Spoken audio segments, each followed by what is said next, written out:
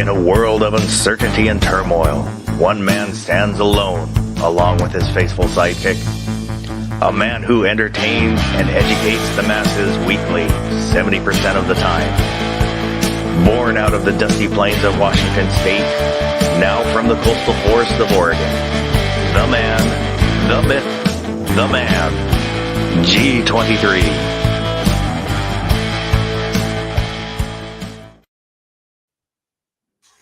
Welcome, everyone. This is Saturday Evening Chats, episode 103. And tonight we have with us Mr. Chris from the 740. Welcome. Thanks for having me on. Glad to be here. You are so welcome. Our co-host extraordinaire, Mr. DM Foss. Well, hello there. And last but not least, so far we have Rob D, the New York Outcast.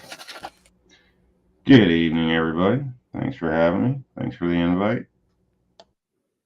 You are welcome.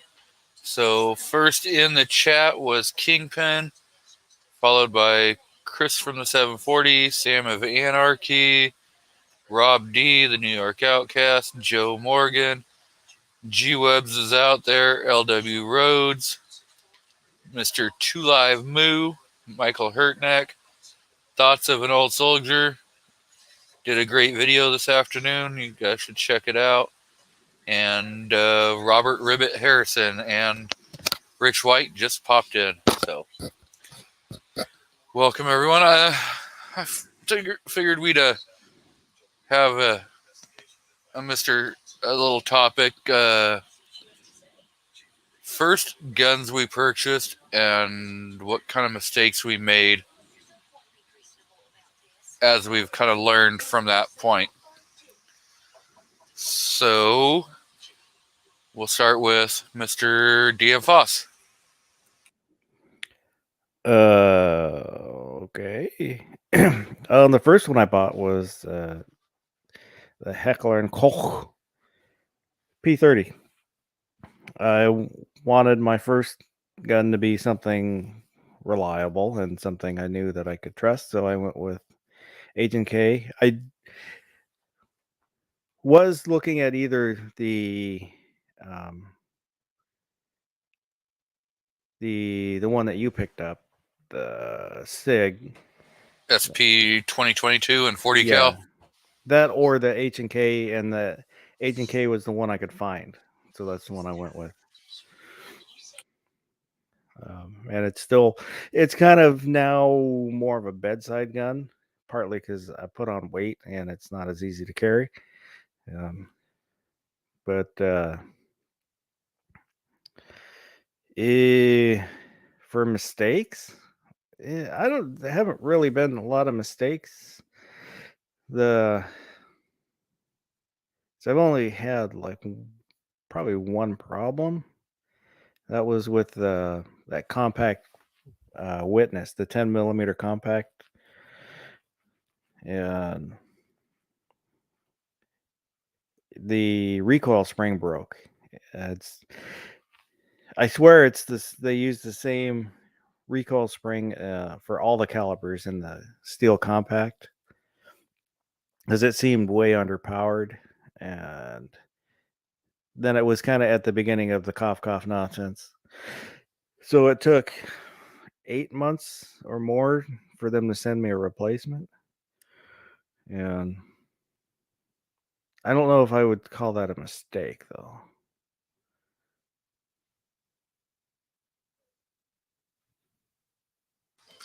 So, I know we have TPC Cooks who's jumped in. Welcome, brother. Critter 9A's out there. Mr. Black Hat Outdoors. So, what about mag prices? You think that should have factored into the decision, or maybe not? For me, no. That was one of the things, because H&K mags are spendy. but I would rather pay more for the magazine and have something I trust. Yes. So, Mr. Chris from the 740, your first firearm purchase and any mistakes you may have learned from that. We're gonna have to probably go off handguns on this because I don't think I can go back that far to when I first started buying rifles and shotguns. But yeah, I made a lot of mistakes when I didn't get into handguns till about 12 years ago. So when I decided I wanted to get my concealed carry license, I don't know why the hell I did this, but I was always a big fan of Well, I still am. I mean, you know that I'm a Walther nut. I love Walthers. And I decided to buy a PK 380 for my first handgun. Oh And yeah. Sorry, I forgot. I blocked that out. Owning a PK 380. Sorry, go ahead. I mean, I liked the gun when I bought it, but I didn't know anything about handguns back then. I didn't know about double stack mags and single stack, and I think that gun carries. I want to say it's only got an 8-round mag in it, so you're carrying 8+1. And it's a good, reliable gun. Like, I mean, I know guys had problems with them. Mine runs great, but like if I knew what I knew now, definitely wouldn't have bought that one. But it is what it is. I thought it was a Walther. It's a Walther. I was like, okay, it's cool. It's a Walther. I'm going to buy this. And it was easy to carry. It's a real thin gun. But probably carrying 9 rounds of 380 around wasn't a real good idea. So. Yeah, I thought the same thing when I bought mine. And then I found out quickly after buying it that it's only Walther in name. Because it's made by their parent company, which slips my mind here at the moment. Umarex. It's made by Umarex and then branded Walther. I thought Umarex was HK. No. Yeah, and they make air guns and starter pistols, and those are supposed to, they're air guns. I've seen a lot of good talk about them, but they did not do a good job with that PK 380. Yeah, didn't they just come out with the 22 of their own, or are they making that 22 for somebody else? Now, when you guys start talking on something else, I'll look it up because they're back in the news again for something they're doing right now. So we have Uplift Mofo Party Plan out in the crowd. Welcome, Mr. Rob D, the New York Outcast. Yes, that's me.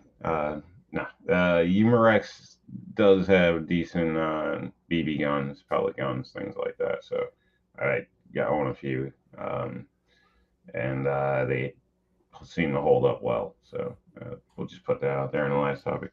Now you're speaking first gun period that I legally owned myself. A first pistol. Your first pistol you bought and mistakes that you made, like when you bought it, or or you've learned from since then. Yeah, my first, I kind of went all out on my first pistol, at least in my sense of it. But I had a Colt 1911, so it was brown, government model. It had like a brownish tint to it. It was pretty cool. That's why I bought it. America, all this type of stuff. Start off right, blah blah blah. The mistake was that thing was not fun to carry. So I know people say all the time, I don't know, my state, you got to conceal carry. Concealed carry in a 5-inch barrel. I think it was 5-inch or 4 and something, government model. That's, I don't know, in 1911, not the most comfortable. So maybe for other people, riding in a car was almost torture. you know, whether you have it 3 o'clock, whatever, then you got the issues with the seatbelt and trying not to scratch everything up and this and that. You put it appendix, and oh boy, not fun. So basically, it wasn't functional for why I had bought it. You know, I mean, don't get me wrong, it worked. It never missed a beat. Everybody loved the gun. You know, but in the end, in my opinion, it was a lot of money for something that didn't serve me too well for my needs at the time. So I bought it because it was cool. That was my mistake. And when I sold it, I got raped basically. So, but I won't even get into that. I did a trade-in deal and blah blah blah. But I'm sure everybody knows how that goes. So, with your 1911, was it ammo finicky, or did it just? Because I know some 1911s. No, it ran. I never had a problem with it. So the gun was used when I bought it, so I didn't buy it brand new. Me being cheap and all, but gun ran fine. No problems. As a matter of fact, there's a matching set to them out there. I noticed when I was, I believe, in Wyoming, but they wouldn't sell me anything being from New York, even though I was working in Wyoming at the time or whatever. But didn't matter if I was, you know, legal in New York or anything. They just wouldn't sell me nothing. So, but I would have loved to maybe someday acquire all three again. Not again, but you know, acquire the one I had and the other two. I think a collection's kind of cool. So, especially with all matching guns. So, kind of. I'm not sure there was differences, but you know, it like I said, nothing was wrong with the gun. The gun did what it was supposed to do. It was just, you know, I don't know. Imagine, you know, working at somebody's house discreetly with a firearm, you know, concealed carry being a 1911. It's not comfortable, man. Yeah, I mean, it's just really not. Not for me anyway.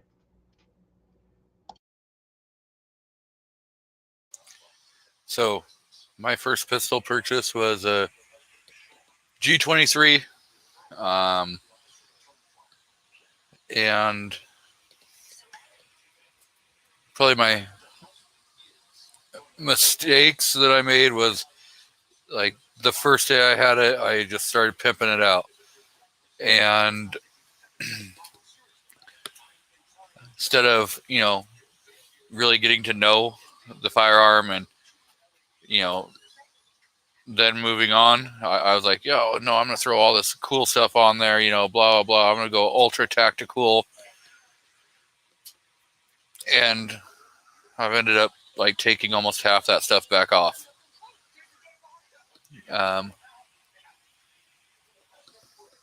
So tend to think that would have been probably where I went into it.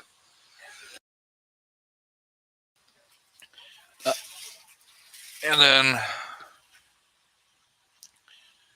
what I've learned from there is sometimes just starting at the basics, you know, just getting the firearm and running it for, you know, a good 500,000 rounds before you do a damn thing to it. So you actually learn what the firearm is, you know, and everything, and then you can decide, you know,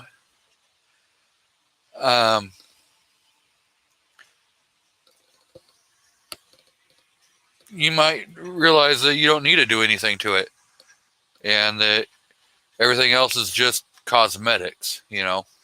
Or you learn that, yeah, putting that tungsten guide rod in there does help for mitigating recoil, you know.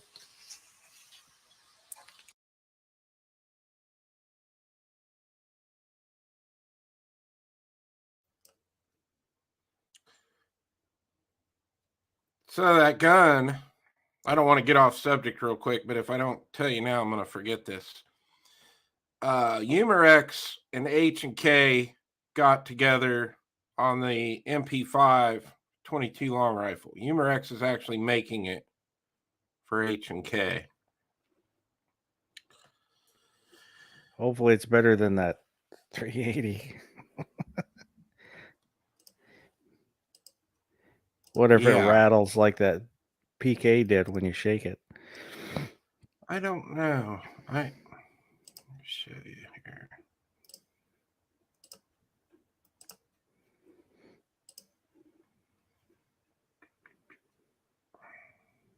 See here. Trying to bring it up. There it is. Yeah, it's because I have either Foss or I have to add it to the screen. You Huh. know, that's the nice thing about when you're the host, you can just add whatever. It's like when I'm on your show, I got to wait for you to add it to the screen. So yeah, that's a nice little looking little 22. So there's your MSRPs on it. Oh. Then your mags, $35 a piece. Doesn't matter if you buy the 25 round or the 10 round, you're paying $35 for the mags. You love that. 7 pounds. It's cool looking. In some cases, you pay more for the smaller mags, which is ridiculous. But I noticed that with New York State looking for mags. Sometimes 10 round will cost more than a 30 round, which is ridiculous. But it's like baby shoes. Drives me nuts.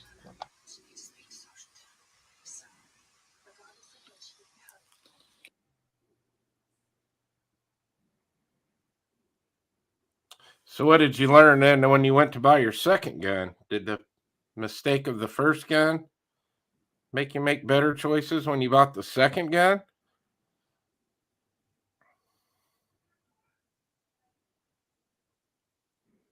My second gun was the Taurus Judge.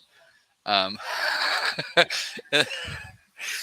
again, that was just there was a couple. I got it dirt cheap. Because a coworker at the time needed some money. And so I'm like, hey, I'll give you X dollars for it. And the novelty of, hey, I can shoot 410 or 45 Colt through it was like, hell yeah, why not? But then I never shot it for like almost a year before I finally actually took it out and shot it.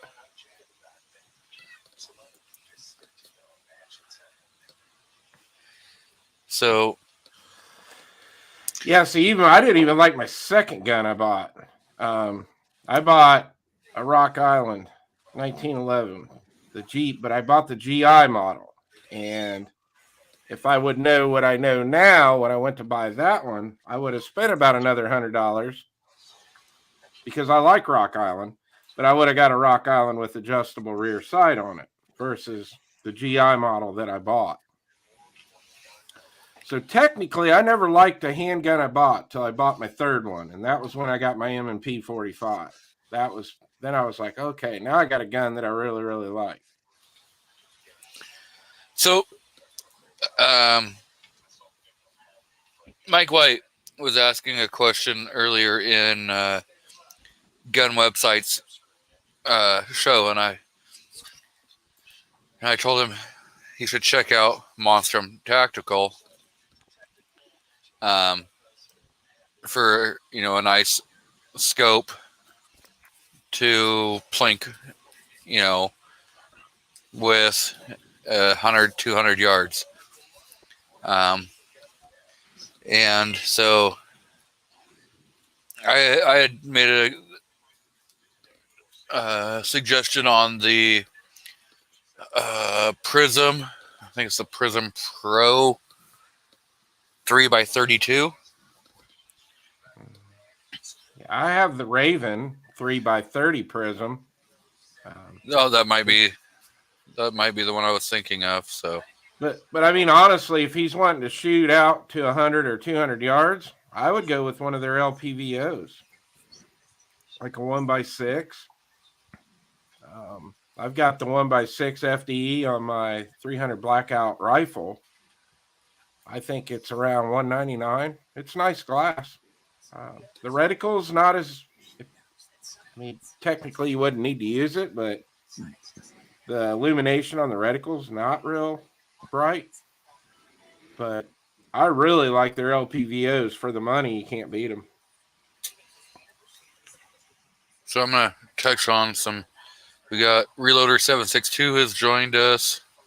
Not sure if I said any moves out there, but 2 live moves out there. Uncle John. Mike White. Critter 9A. MC is out there. Trying to figure. Macman Reloading is out there. So great reloading channel if you guys have not seen his stuff. Keith Gregory is out there. Jet 001 is out there. So we got some great channels out there. Michael Dunn is out there. CNT Designs. So yeah. He says, want to possibly hunt rabbit with it. So, Well, what did he say he wanted to put it on? I guess I didn't hear that. I think that was the AR. Oh, okay. Yeah, I would definitely. I mean, that's just my opinion. I don't know that much, but I'd definitely go LPVO on a AR.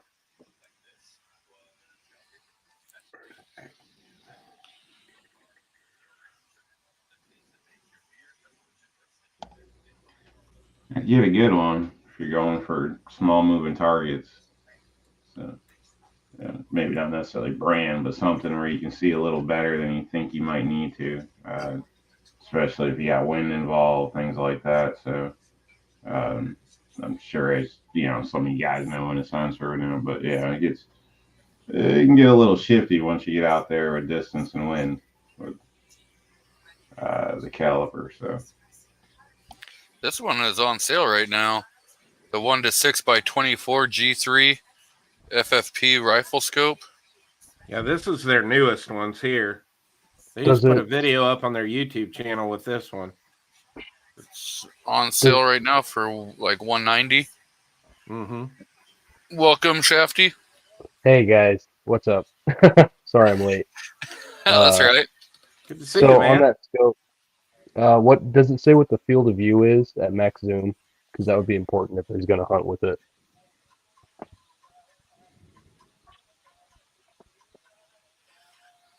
Let's see if I can.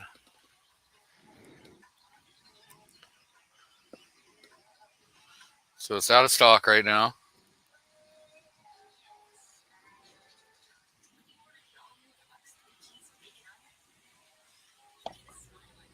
Says Generation 3. Is a Generation 2 similarly as good and maybe available and cheaper? Your eye relief is 4 to 4.5 inches.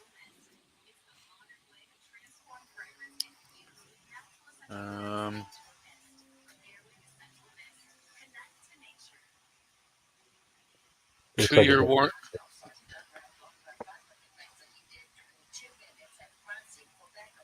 Scope range, close, mid-range, 400 plus yards. 30 mil diameter there too. It looks like the millet I have. Those are discontinued too. There's your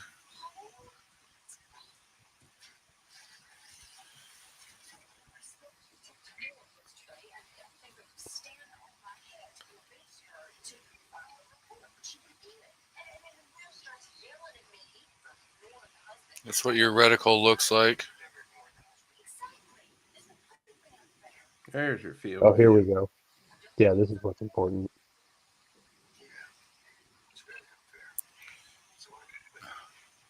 So at 100 yards, you're talking right here. Then if you go 6 times, which would be 16.1 feet at 100 yards. So Yeah, that's probably about right for that kind of optic. I mean, those aren't really made for hunting, but it'd be a good application for it.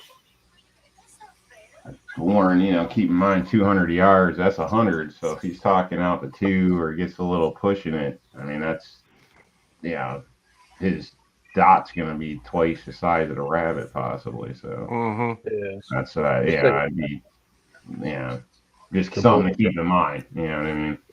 Yep. So it says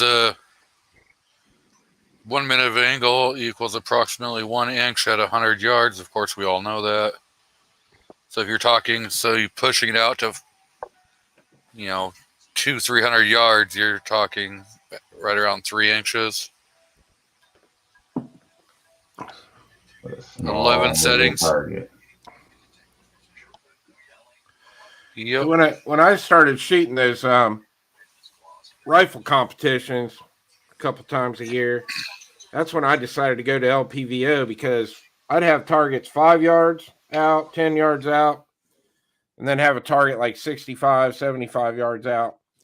And I like that LPVO because I'd throw it all the way down and it basically is working like a red dot.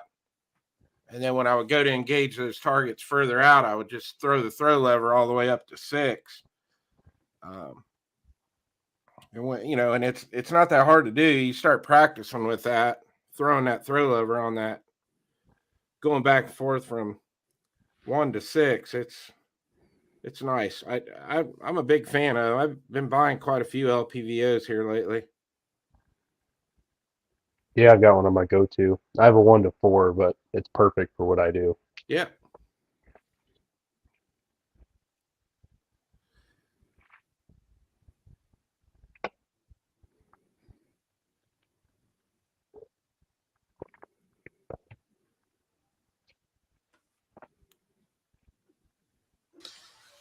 So, Shafty, we started off with first pistol purchase, and what mistakes did you make or learn from purchasing?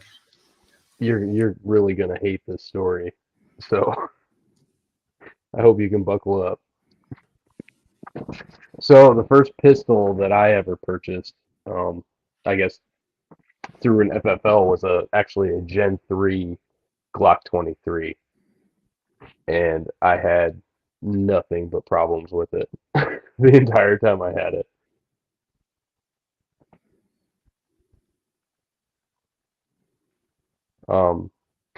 Like the rear sight, I would get through like 2 or 3 magazines, and it would just like fly out of the slide, and the guide rod would always come out of the pocket. I feel like you guys can't hear me. Yeah, Can you guys hear me? Yep, we can hear you. It got real quiet. Yeah, I had We're, G23 and I had nothing but issues with it. we're all just listening with bated breath. Yeah. I did end up selling that though for like $200 over MSRP, so I got my trouble out of it. But yeah, I hated that gun. Not everything can be perfect all the times. Yep.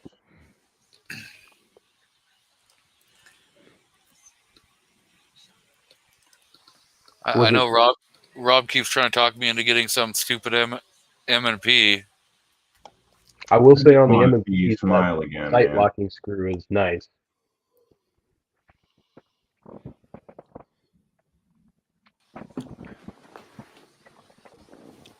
I'm telling you, we should have had the camera turned on so you could have heard how much crap I was talking. You can say what you want, but that smile's priceless. That takes an M&P to get you to giggle like a little kid, then by all means, get yourself an M&P, buddy. No, you should have heard all the crap I was saying. Foss was probably laughing because of it. I was saying, Rob's going to love the fact that I have an M&P in my hand. Yeah. Oh, yeah. Did you get one? Sorry, I'm late to the chat. I don't know if you guys talked about no, it already. Nope. I've never got an M&P. Won't get it. When he came up here, he shot my 380 easy. Gotcha. Well, if it makes you feel better, that's like barely an M&P pistol.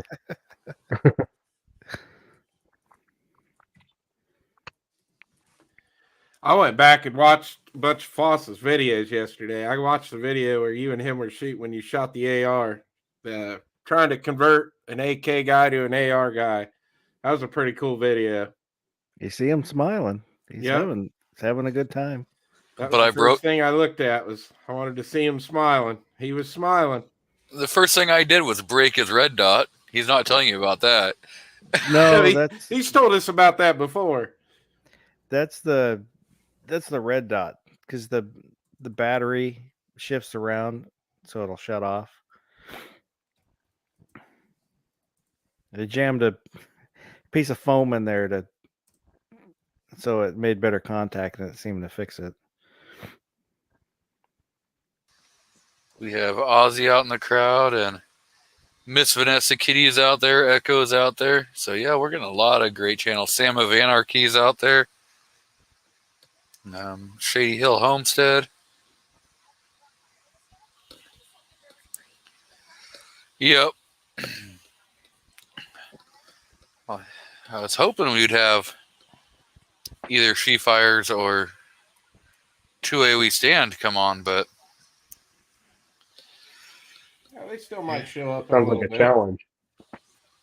yep. One of these days, I'll get video of Foss shooting an AK.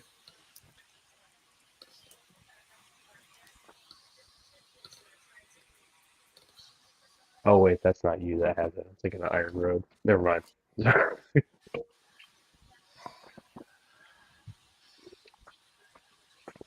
What kind of AK do you have?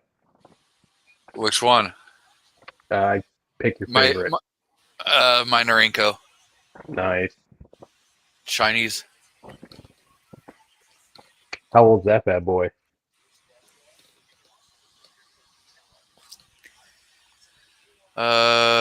It's like a 70s.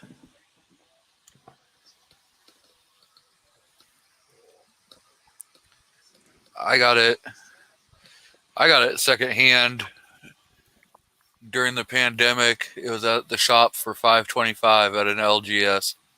Nice. And I could not believe it was that cheap.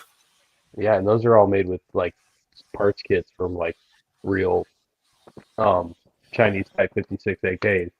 Mm-hmm. So you're getting real trunnions and real furniture and shit. Those are really cool. You look at them on Gunbroker, they're like $12,000 to $3,000.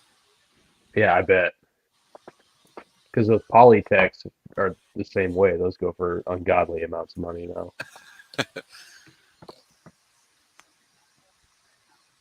So, have you ever heard of the Pioneer Arms? Because they have an AK that's out that's like $600. Yep. And I look at it, buy it because it's cheap, but they're hit and miss. yeah, at that price, it's like, what's wrong with it? Well, you could say, you look at PSA with their AK. I think it's like sub $400. Yeah, next rifle I'm getting is probably going to be an AK. An AK could be $350. $300 fancy. Anything else, you're paying too much damn money. It's about what I paid for mine, but I've had mine for years. I used to have a see those prices again. Yeah, I had a Wasser way back in the day, back when you could order them from Classic, or not Classic, from Century for like $3.99, and you get the bayonet and the ammo pouches and all the shit. I sold that gun years ago. I wish I kept it. Yeah, because last year you could have sold that thing for like almost $2,000. Yeah, those original 1063s are nuts, and those are like bottom barrel, cheap ass, hand cut. Pretty much whatever you had in an AK last year was gonna go for premium dollars. Yeah. Honestly, you might crucify me for this, but I'm thinking when I do get another AK, it's probably going to be the PSA AK, but in 5.56. Yeah, that's a bastardized. But actually, they I'm do. just worried. I'm worried about the ammo though. Why? You could just run, stock ammo. Yeah, And but even there's only like a couple brands on the market that aren't Russian surplus, and they're all expensive. if you run 7.62, you can still pick it up fairly cheap. It's nowhere near like what it was before. Yeah, Uh, back when it when you $3.99 a box. 3.9, oh, I was, when you were paying like 2.25 per 1,000. Yeah, I'm a little bit younger than you are. Yeah, Black Cat said he got his Wasser for $375 back in the day. So, yeah, I want to Yeah, say I either gave mine. I know mine was under $400. Mine just came from Dunham's. It was they had tons of them. Century And Arms.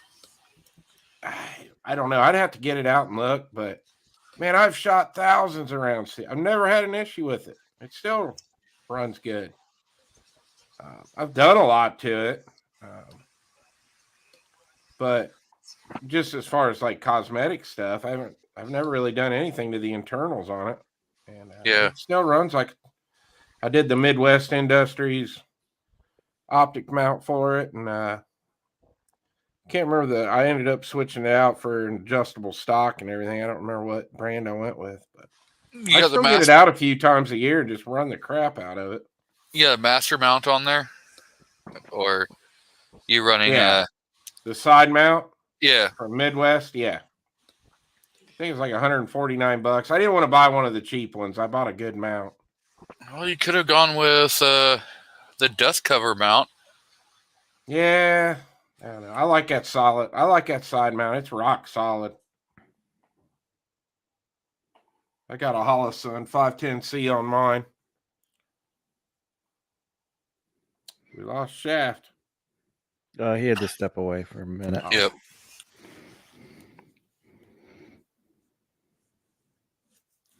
C&T said he completely rebuilt his, put a side folder on it. Yeah, I like those side folders. Those are cool.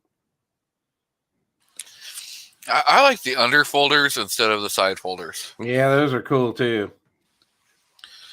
And the Norinco came with a under folder.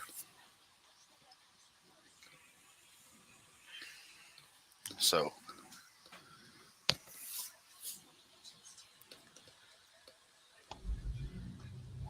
Well, after making that AK comment, I should add I paid more than I should have for this latest AR too. So just put it out there. What things should be and what you actually do. But yeah, in my opinion, I still to this day think you can get a decent running AR $500-600. Yeah, nothing fancy, but it should do a job. Yeah. But granted, I haven't shopped in a while. So. What are the PSA ones going for right now? I have no clue. I bet they're getting close to $1,000 with the market right now. Jet says AR 5.56 223. Okay. And then he has 7.62 by 39. That's a bastardized. The 7.62 was never meant for the AR. Never. Now, the AK, they actually built, 5.56 AKs and 223 AKs. I don't agree with it, but they did. Yeah. Different strokes for different folks, man. I think those hybrids look cool, honestly. I don't know, something about the curved mag on an AR, chassis or whatever. I'm having a brain fart now, but receiver. It looks kind of cool, man. I'd like to try one. Just a quick example here. I don't know, obviously we're not trying to sell anything or this or that, and I won't say exact, but around 800 rubles for a Smith & Wesson M&P 1522 Sport 2. Or not 1522, M&P 15 Sport 2. So 5.56 M&P.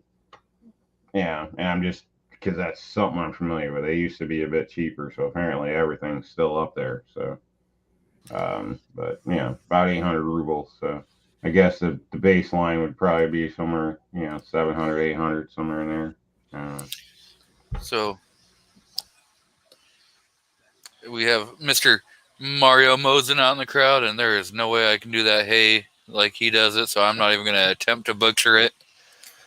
And Moo says that the AKs are starting at $850 Yeah, I was going to from say, I bet they're PSA. high. Wow. So you can get a custom made Storm & Norman's AK for like $1,300 or $1,500. Why the hell would you spend that kind of money on a PSA?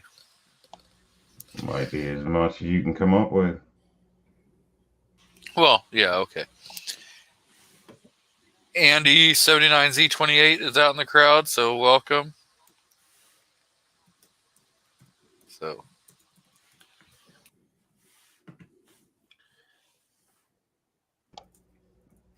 Or you just might be, really upset to spend more than $400, $500, $600 on it to begin with. So just upset with the prices in general and need something. Yeah, people do things for lots of reasons. well, yeah. That is definitely You true. own a Glock. I mean, I can't even begin to justify that. You owned a Glock and probably still have it in the safe. You just don't want to let anyone know. Nah, that baby sold a long time ago. Allegedly, we don't know.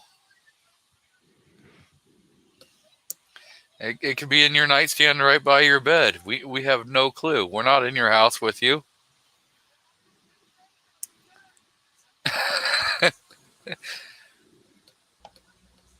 Come on, what? You saying you don't trust a New Yorker?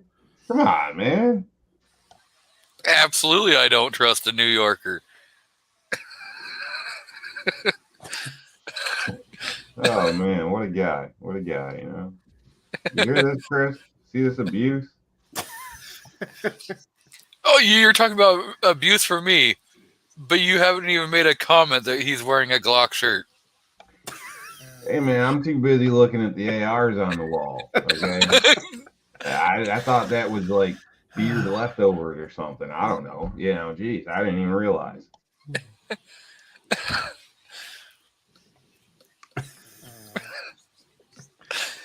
Hey, this shirt's comfortable. That's right. We've all seen Rob in his Glock shirt, so he doesn't have much to say.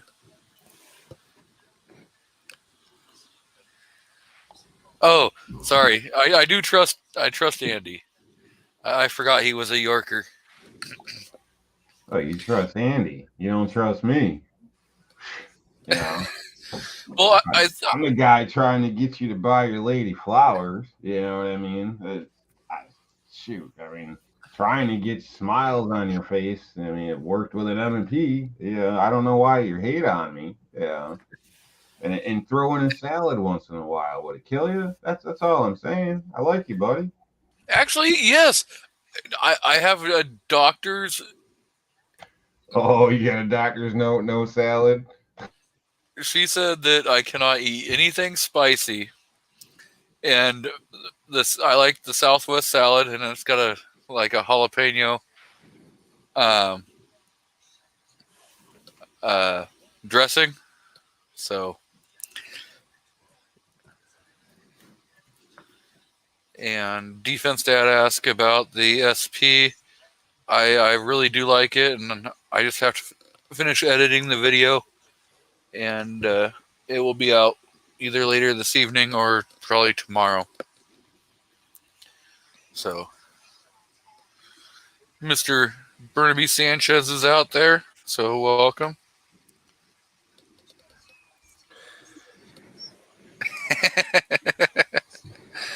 Oh. Which card would I use in this sense? Should I pull out the white one, the black one, or just stick to the 4 card?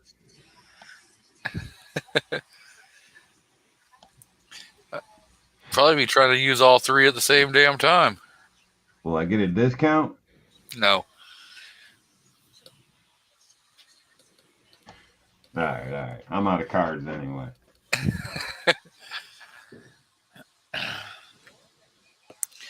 Uncle John says, compare a Glock to a car. Michael wants to know what's in the SIG box. You're going to have to wait. I'm actually excited about this because this, as much as I mess around with optics, this is something I've never messed with. So I'm excited to get the unboxing video and get it out to the range and test it. I know what's in the SIG box. Yeah. I would say for the comparing the Glock to a car, maybe a Honda Accord. It's a little better than the Civic, but not real fancy.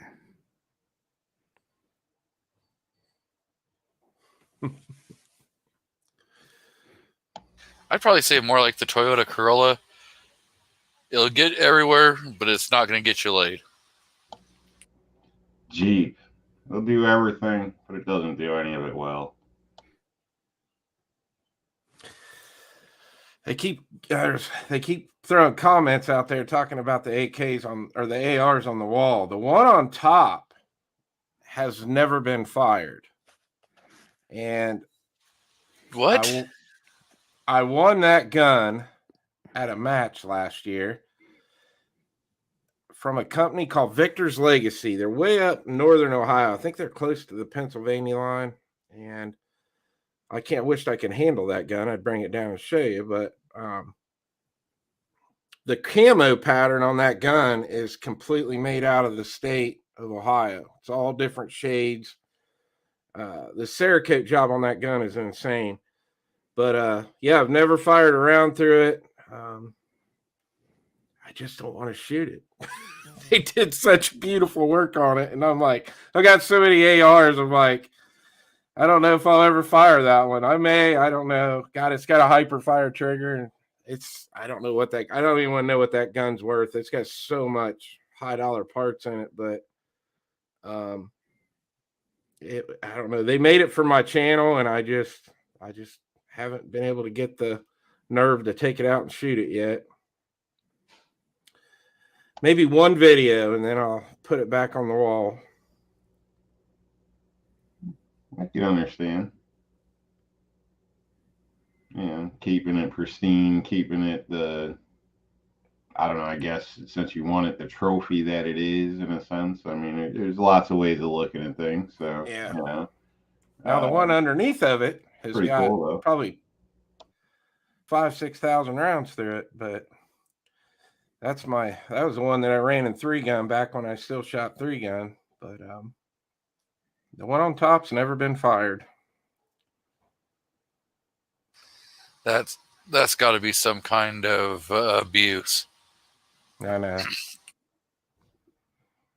And hyperfire triggers are fun. They are such a great trigger. If nothing else, go and put one single round through it. But then it's changed. It's it's just one round to call it used. Well, it's used no matter if you put a round through it or not. The fact that you did that 4473 on it automatically makes it used. I don't know. Stop harassing Chris, man. Let him do what he wants to do. Well, believe me, I hear it from my son every day. When are we taking that gun to the range, Dad? Probably never. We got 6 other ARs you can take to the range. You're not taking that one. Everybody's always got a better plan for your stuff and money. That's just how life goes, Chris won't be paying attention. And then the son will take it off the wall, take it to the range, and put a couple rounds through it. Probably. And then all of a sudden, Chris will be like, "What the hell are you doing?"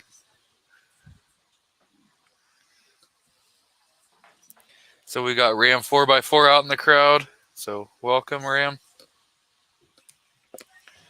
I'm looking forward to Monday. I'm keeping him out of school all day. I'm not going to work, and I'm keeping him out of school. And so that'll be fun, getting him on video. He hasn't been on camera for a while. We'll get him back on the channel for a couple videos. All right. Yeah, I can actually remember being complimented, going in and telling them my kid wasn't going to go to school the following day because we were going to do stuff. That principals and stuff like that at the time, way back in a sense, because they were homeschooled forever. But prior to that, but yeah, they actually complimented me for taking my kid to parkour and the skate park is like a award type thing. So yeah, I think more people should make the time. If the grades are good and all that, every kid and situations is different, but those little things I think are remembered highly from kids. So uh, make those moments. Yeah, he's already got all his tests, all his final tests and stuff out of the way for the year. Heck, they only got a few more weeks of school left, so he's not getting any younger. I went and got him enrolled in trade school Thursday night, and now, then he'll be taking off for the Navy. So I'm like, I want to enjoy all the time I can with him. Only got a couple years left with him, so Yeah. So You get time back. I want to thank Squib for stopping by, and always got to make sure you spend time with the wife. So definitely watch that movie with her. good to see you, Squib. And Mario was absolutely correct. If you have a '67 Chevy Impala in Cali, you had it, because somebody's gonna be stealing it like the very day you show it off. It's one of those cars that would have to live in the garage, and all you could do is go sit in it. You could never take it anywhere. So, Squib's playing good guy, watching Hallmark movies, and rubbing the lady's back. Wonder what he did wrong. Well, he didn't say he bought her flowers, so I'm going to say he didn't do anything wrong.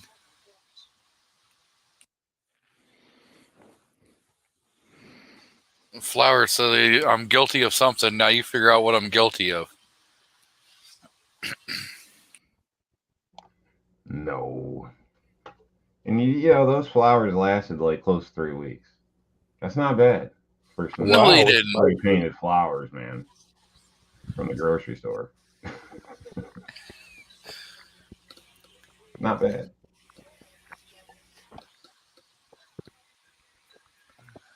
Yep. I don't waste my money Yeah, on speaking flowers. of my go help mine. That's why I dip out. Sorry. Yeah.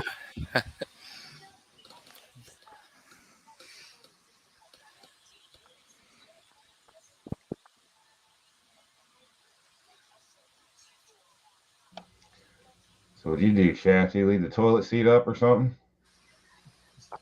No, my kids were being crazy, driving my wife to her wits' end. And I'm just chilling upstairs, so I had to go tag her out and wrangle them. Gotta get her a taser. Yeah, I've got a 4-year-old and a 2-year-old, and they're both going off at the same time. Okay.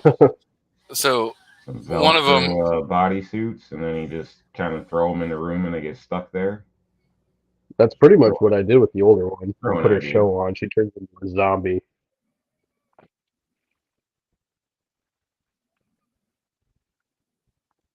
and Rich White has it correct. A well cared for rose bush would last a lifetime, where you bought dead flowers from the moment you went to the store. They were dead. Yeah, but then I get to come back with another random surprise and make it No, all they were new dying. great again.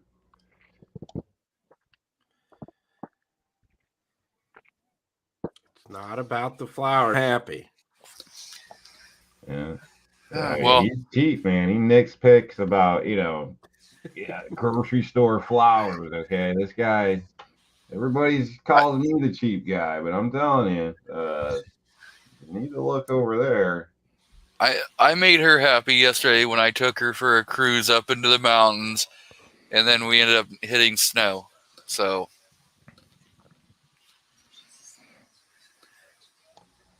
Oh wow, you took her out of the house. a good start. That's a word buddy. I don't want to think about for like 6 months. Right? But no, there's still snow in the mountains up here. So, Sheesh. yep.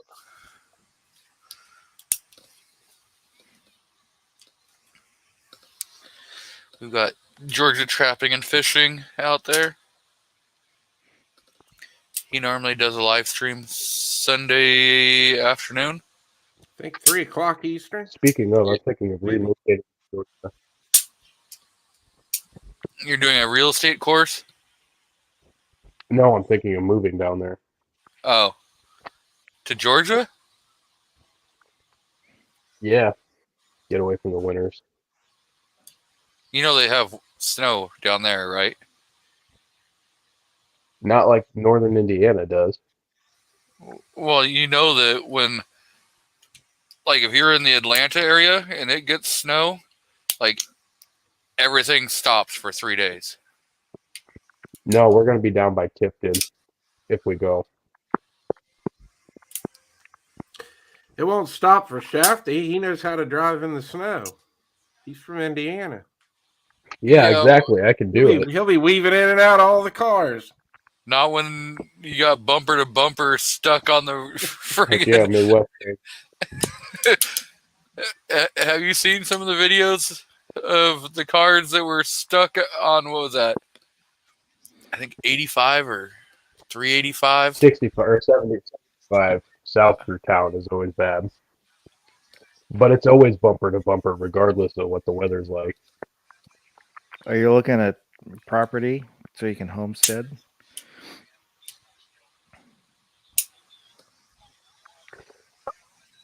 Yeah, I'd be so.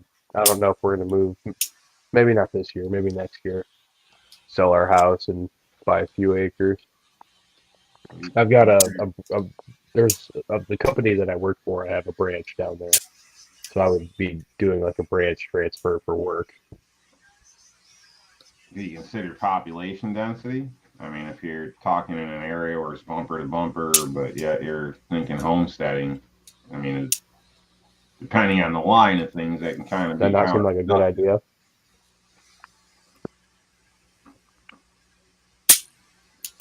It wouldn't be any worse than what I have here. I live just outside At least South you're not Bend, going worse. Yeah, it's always better to so next do to better if you can, but pretty populous area. as long as you're not doing worse.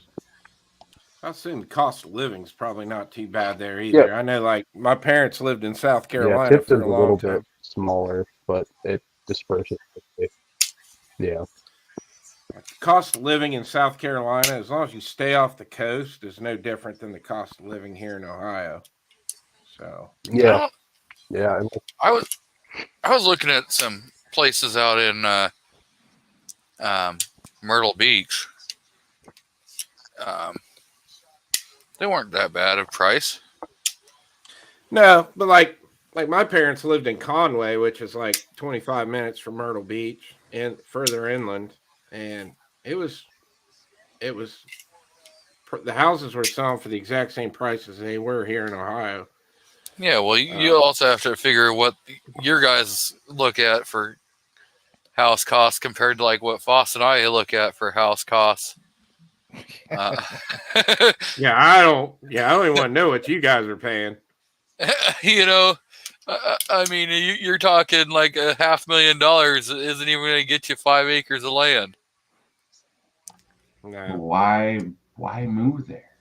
Like, why waste your nest egg on something like that?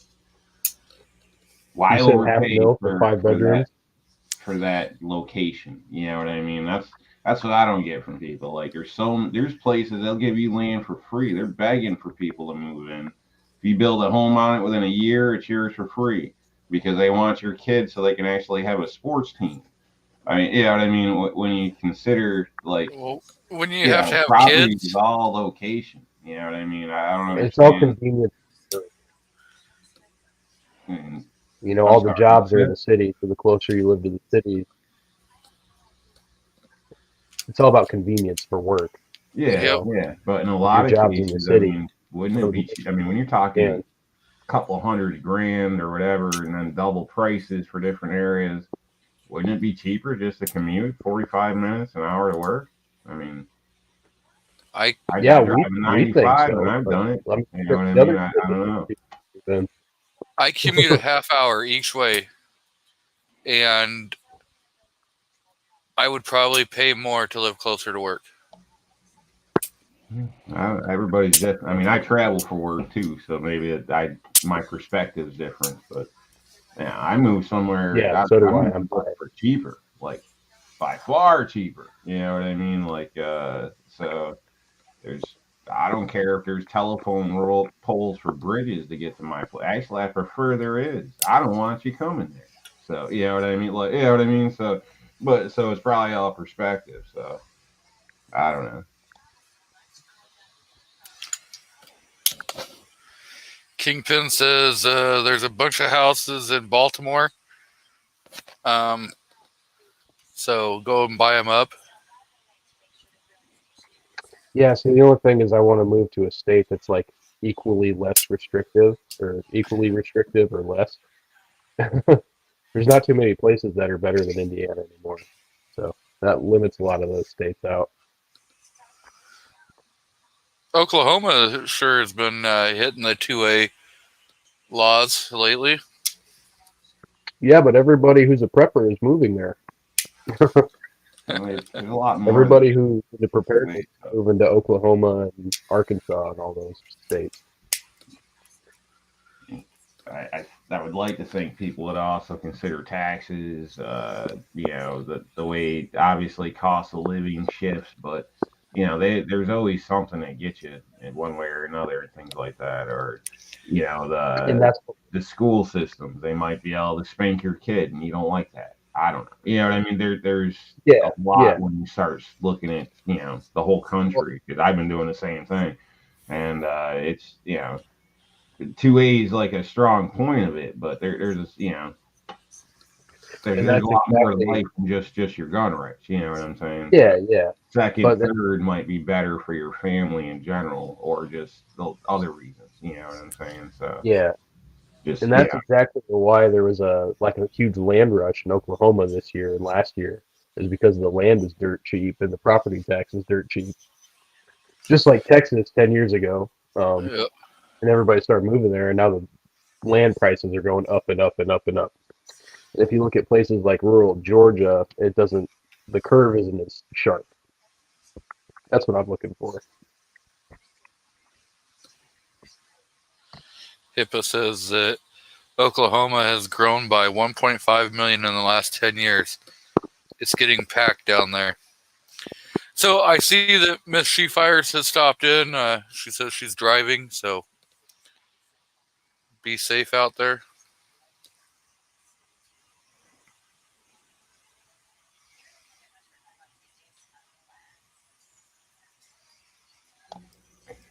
I've known a lot of people that move from New York. You know, they're gone a couple of years and then they end up right back.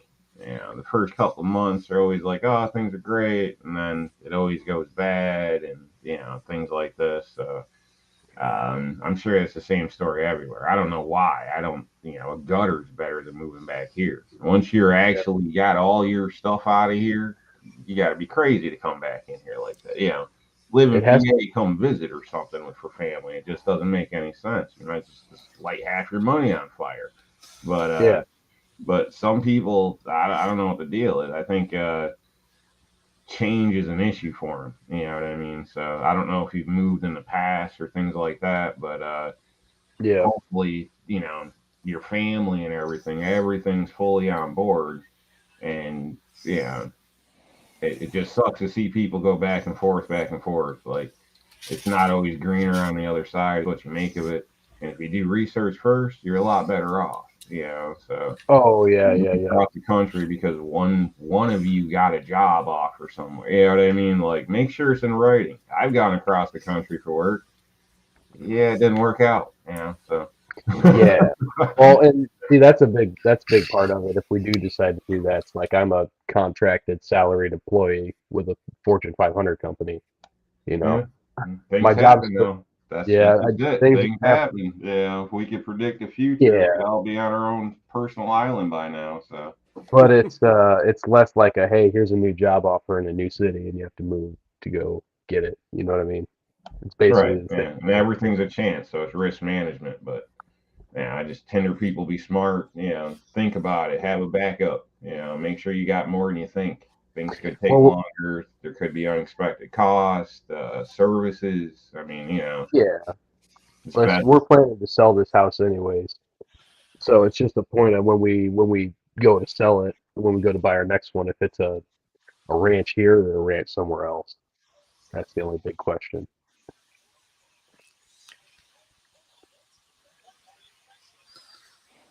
Yep. Sometimes, you just gotta weigh out pros and cons for everything. It even goes with, when you're purchasing firearms. There's pros and cons to every single firearm you go to purchase. You know, Um, Yeah. Depending on your reasons, you should always remember wherever you go, there you are. So if you're one of the Well, people that's that blames the exactly why world for your problems, well, guess what? is The world's still going to be there too. I want to get as off grid as possible. Um, and down there in Georgia, they have a longer growing season, which is a big thing for me because we can only grow up here for what 5, 6 months out of the year. if you're Um, lucky. yeah. Up here, if the power goes out in the wintertime, it will kill you if it's out for an amount of time. I know you P&W guys know about that, but in the South, yeah, when it's 30 degrees, like that's if you go to bed in a blanket, you're not gonna die. Like it's -20 up here and your power goes out, you're dead. See, like, So like properties per acre is cheaper. There's a bunch of different reasons, but mainly practical reasons. Got 5 backup sources of heat just for that reason. I'm in New York. I'm not even that far up, but Yeah, and you get it too. it's like it can be life or death. Yeah, in the lake effect area where we're at, and you just get pounded and pounded by snow. Well, if you got kids, other people you're responsible for, I mean, it's not cheap or affordable to go to a hotel every time your power goes out, No, or and your family's where I house live, or this or the that. grid. Not practical. You got to toughen it up, figure out a way to get through. It's on you as a parent or a Yeah, provider, exactly. whatever. But yeah, I don't get that down south. I don't know what cold is.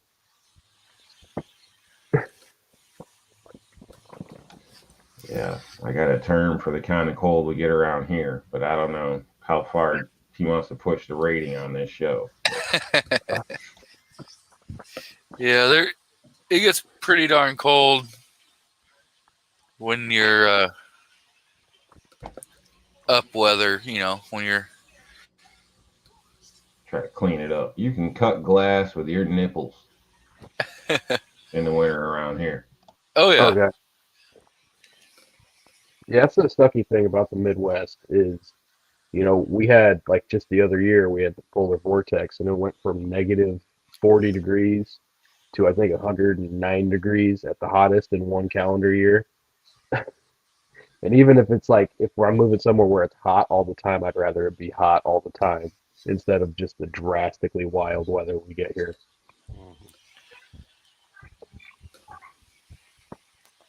It's kind of why I moved out of Central Washington.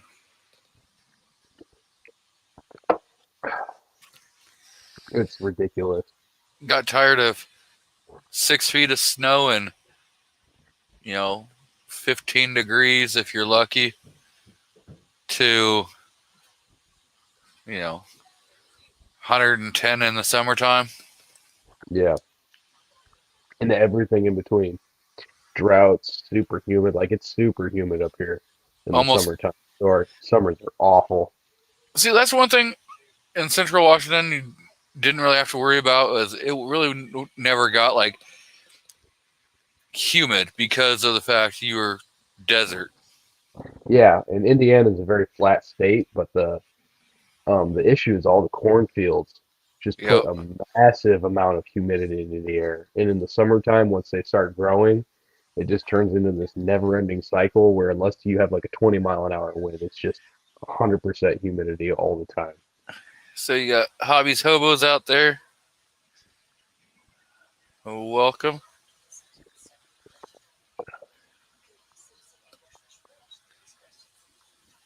Yeah, MC says West Michigan had 70 plus weather last Saturday, snow on Tuesday. Yeah, same for us. We I had live in the so we had that early April. It was like 81 degrees over the weekend. Monday it snowed. I'm like, what the hell? And it wasn't just snow. It was like whiteout conditions, but it didn't stick to the ground. So that day yeah. was pretty. Started off raining, then went to a rain snow mix, then went to snowing really heavy. To by the time I got off work, it was just sunshine. I was like, what the hell is this? Dude, I tell you what, when my oldest daughter was born in April, towards the end of April, when we went in, when my wife's water broke and we went in, it was 15 degrees and there was 8 inches of snow on the ground. And 2 days later, when we came out of the hospital, it was 78 degrees and sunshine in 2 days. Not, it was nuts. Yep.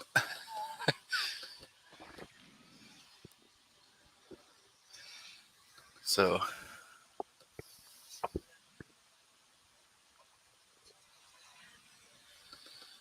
Okay. Hey, MC, what part of Michigan?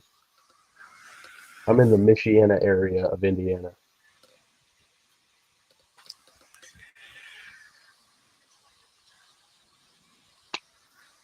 but so when you bought your second firearm Shafty, did you learn anything from your first firearm mistake? Uh, well, the first firearm I bought was my Well, Olympic arm the pistols. AR-15. But no, the second pistol that I bought, I want to say I probably fucked up worse, but for a different reason. So I got this gorgeous little 32 H&R revolver that I bought from a buddy for $50, and it was he had taken it apart and he'd put it in a tackle box, and then he couldn't remember how to put it back together. Um, so I bought the box of parts and I put it back together. There wasn't a speck of rust. Beautiful deep bluing, purling on the hammer, bone grips. It was gorgeous little 32, and it shot awesome. Um, but I could only ever find wad cutters for it. So I ended up selling it because I didn't like the wad cutters. Because they were so messy when you shoot, just blow shit everywhere, and they were super, super slow. So I guess that's one of those things where I didn't consider the caliber I was buying, if that makes sense, and the kind of difficulty that I had from that. Then I sold that gun and I really regret selling it. Wish I could get it back. Yeah, that is one of those ones where when you're buying a firearm, you really got to think about ammo availability.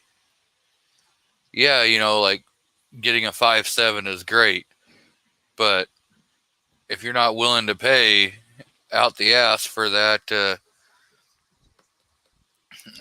ammo, that's not going to do you any good. Yeah, 32 Smith & Wesson long is stupid expensive. Try picking up 45 Colt. Yeah, same story. All those old cowboy loads. How close are you to start reloading that, G? I have 100 large pistol primers. I have some brass for it. I have projectiles for it. So I just gotta get a tumbler.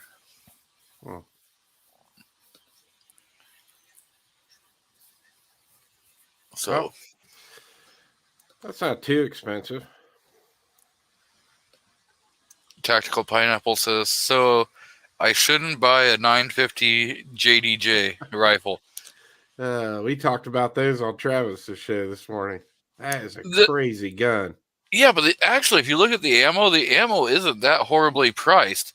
Like, compared to, like, a 700 Nitro or some of your other rounds in that same category,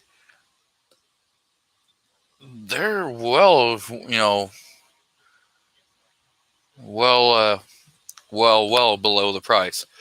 Because I think the 700 Nitro is like $1,000 or $100 or $1,000 a round, where the 950 is only like 35. I think it's like $35 a round. Mm-hmm. Only, Only, but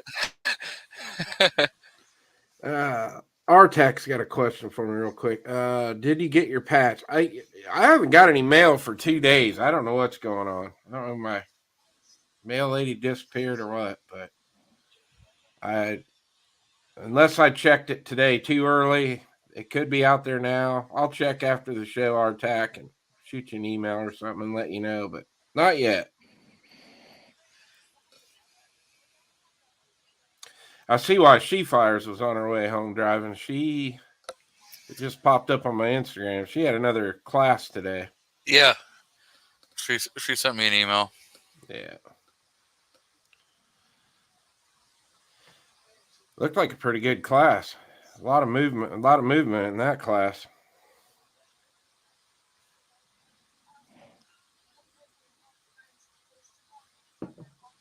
It's nice when you can find a good instructor like that.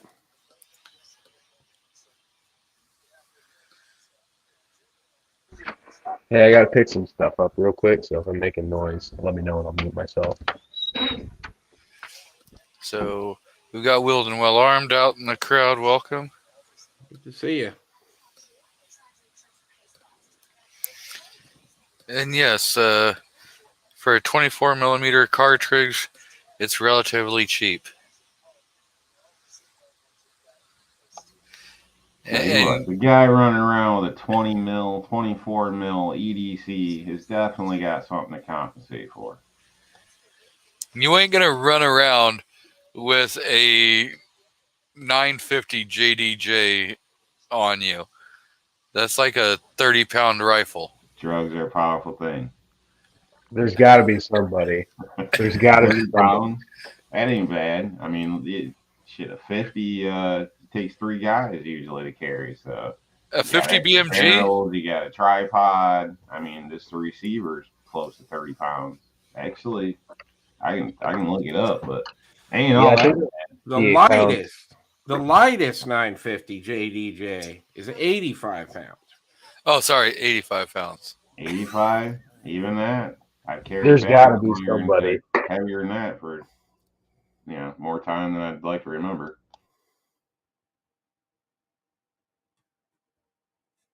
£85. That's a lot of weight. And it wasn't across the border, G. Sure. I'm just saying there's some cartel lord somewhere that does it. I'm sure of it. Gold plated too.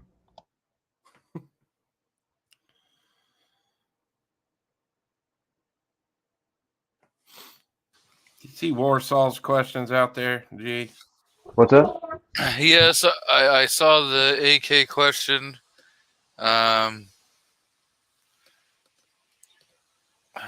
Truly, I'm not familiar with that specific AK.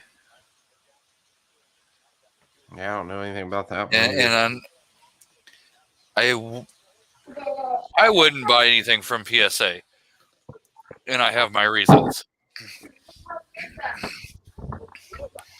But other people like PSA, and they, more power to them. Let them have fun with PSA.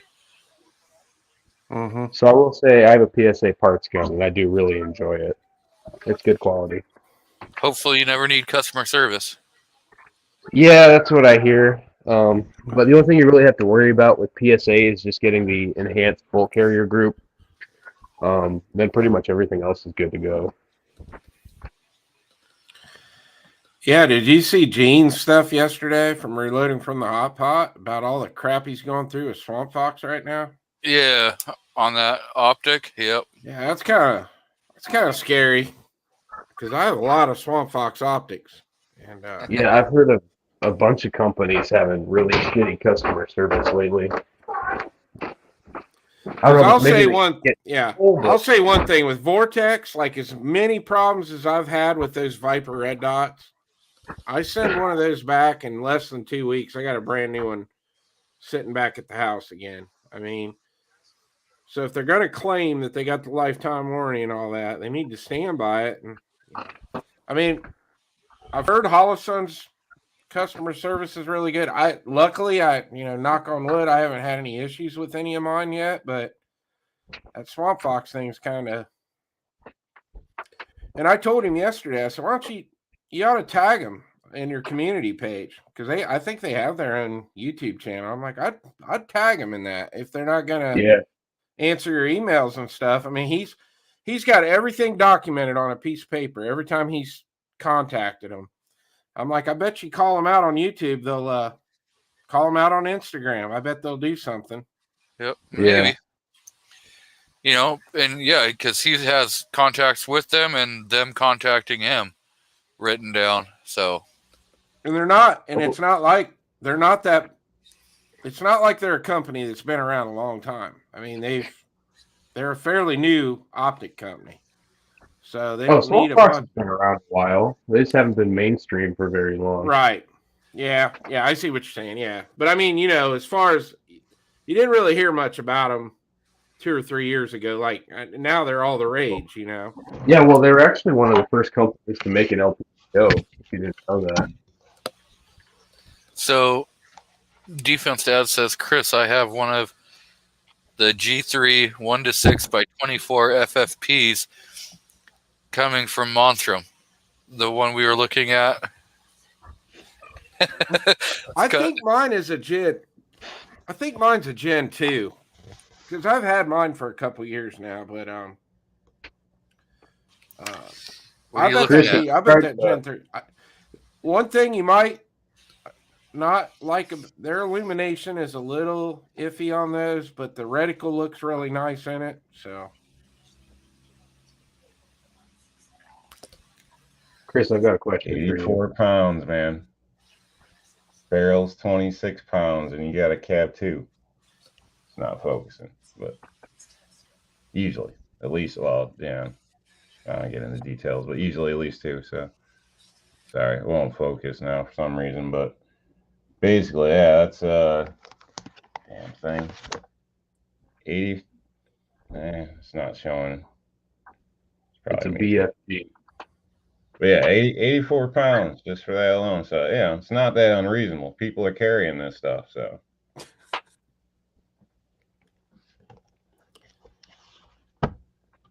Shafty, did you say you had a question? Yeah. Have you tried the Vortex Spark 2, the one that takes AAAs? No, I have this. I do have a Spark 2, but I think mine's the first gen. Yeah, Spark 2 AR. Oh no, I have just the Spark 2. I tell you what, dude, this little red dot's probably my favorite of any red dot I've ever had. I like my Spark 2. I've got it on a 12 gauge actually. Yeah, it's held up to a lot of rounds. Yeah, I'm crazy about the AAAs. I don't know why more companies don't do that. Like I've got the CR123s for like my my stream lights and stuff, but it's a pain in the ass by different batteries. Yeah, I know. I don't mind. Most of my optics are the CR2023, so I keep like a 6-pack of those in my range bag. But now I'm starting to get these dots with the 16, whatever it is. I'm starting to see a lot of those coming out now. So it's just more batteries you got to carry in your range bag. Yeah, I did see. Did you see the Surefire ones were on sale? The 123s. I just bought a case of them. No, I didn't see that. Yeah, I think I got them for, I think it's like 25 batteries or 15 batteries. I think for like $23 is what they were going for.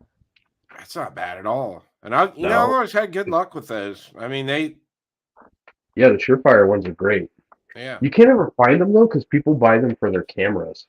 yeah. I learned that from a gun store the other day. Yeah, I got a couple. I think I got one or two stream lights that run on that battery. Yeah, I've got all my stream lights use that one. Yeah. Defense said Dad said he had the 1x4x24 for 2 years. Illumination is great on it, but it goes to 11. Yeah, yeah. That's the only downfall to that LPVO mine is the reticle. The reticle, the etch reticle is awesome in it, but the red illuminations is not very good. It's not bright Does at yours all. wash out around the edges real bad? Not on my monster ones. The one I have, if you have the brightness all the way up, you get like a halo Okay. along the edge of it. That's super freaking annoying.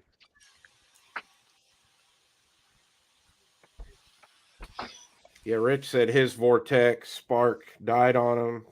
He's got to send it in. Yeah, just send it to him. They'll send you a brand new one. I mean, I've had more issues with Vortex optics as far as warranty stuff goes. Man, their customer service is excellent.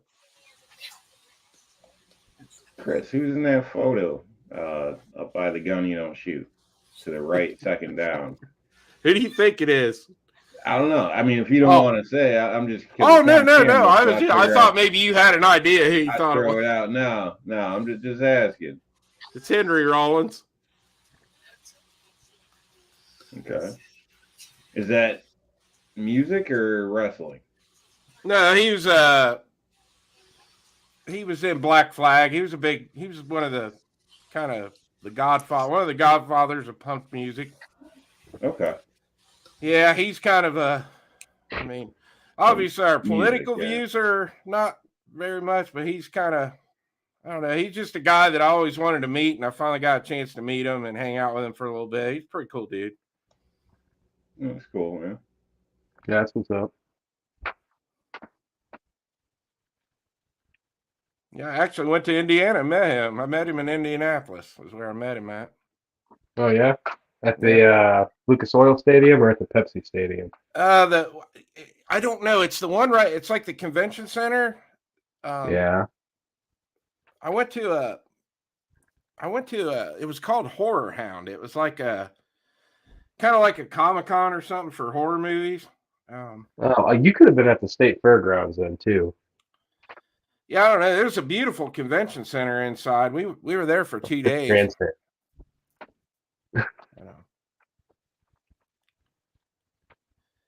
Nobody got that joke. That's okay. That's cool. No, my fiance, she wanted to go there. She'd always wanted to go to one of those, and then she came in and she said, Henry Rollins is going to be there. And I said, get out of here. And she's like, no, he's going to be there. And I'm like, okay, I'll go with you. Yeah, that's cool. That's like I saw Hank Williams Jr. impromptu once at a NASCAR race up in Dover that my dad took me to. And people just like, nobody knew he was going to be there. So after he just started performing, everybody like rushed onto the track and out into the infield. And it was super cool. Yeah, I got to see him in downtown Nashville. They actually shut a whole block of a street down. It was actually during the NRAM, during the NRA meeting in 2016, and it was him and Colt Ford, and they put a stage out, shut the whole downtown down. It was fun. Yeah, I love Hank Jr. So a mistake I made about buying guns. If we still want to kind of talk about that a little bit, but it's up to you. All right, I can just hold off. Nope, we definitely want to talk about mistakes we've made purchasing firearms. Well, like I've stated, the first handgun was like, it was cool, it was badass, whatever. Yeah, it's 1911, it's America. That's why I bought it. Well, when I went looking for my Mossberg shotgun, I didn't realize. I'm kind of thankful in a way. I did pay more and bought it where I got it, but I didn't really realize that I could have just basically walked into Walmart or any store, buy the Mossberg and order the parts and save myself like $100 and some odd dollars. Basically, I call it fool's tax.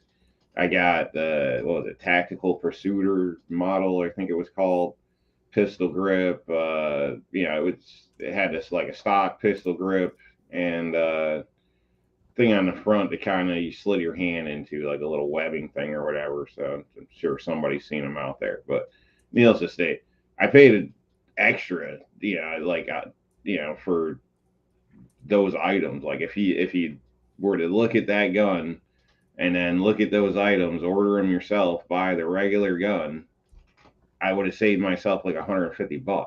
So, something that might help people. You know what I mean? If you're looking at something and you really like it because of the way it looks or this, you might be able to just make that yourself and, have $150 extra for ammo or something, or, buy the lady flowers or whatever the case is. You know what I mean? But,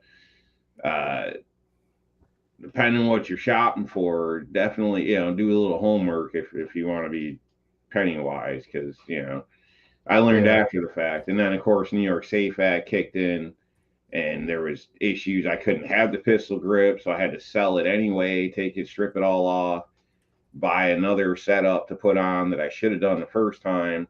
And then come to find out now I can have the pistol grip. So, that the freaking laws will drive you nuts. But basically the point I'm making is depending how you do your setup, thank you very much. You might save money just buying a stock gun and doing things yourself in some cases. So I figured I'd point that out there. That's exactly like AR-15s. You should always build your AR-15, but everybody buys the first one. I didn't. I built the only one that I ever had, and I don't have it. That's what I did. I've built all the ones I've owned just because it's cheaper. Yeah, you should build every AR you have. If nothing else, just to save $150. But it's good too because begin with. you get to know the workings of the AR a little better. Yeah, and you always care about it a little more. They are a lot of fun to build. Yeah. I'm staring at my wall right now where mine are hanging up. Oh, I think next thing's an A1 build. I still want to do a 450 Bushmaster. I've wanted one for a while and keep putting it off. Yeah, that's one I want to build. I have a 450 Bushmaster, but mine's a bolt action. I would like to have an AR set up for it. Well, so is that off the? Go ahead. Is that off the AR-15 or the AR-10? AR-15. I've got a bolt face for a 450 Bushmaster. It came in my 300 blackout upper. Couldn't figure out why it wasn't. Took it to the range. Never even looked at the bolt. Would only fire 2 or 3 rounds. Then wouldn't extract or would stovepipe, and took it home, took it apart, and then realized it's got the wrong bolt in it. Barely hanging on to that 300. Yeah.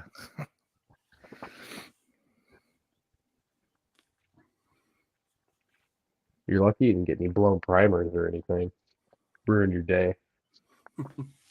Those tear your gun up if they get back into that expansion chamber. MC out there, he said his next build's going to be the 8.6. Yeah, I definitely want to get an 8.6 upper. That's cool. Like, I love AR pistols, but I don't think I'd ever own one. Well, I don't know. I love them for their cool factor. Just it's too impractical for me to ever want one, in my opinion. I'm just not a big AR fan. I don't know. There is that too. He doesn't like flowers or sex either.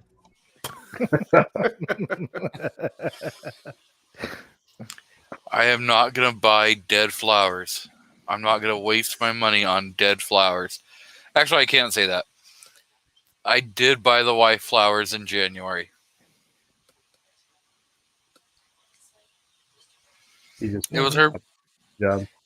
It was her birthday, and she was in the hospital. So I figured flowers were the least I could do. Which means he took him off the nurse's desk and gave him to his wife.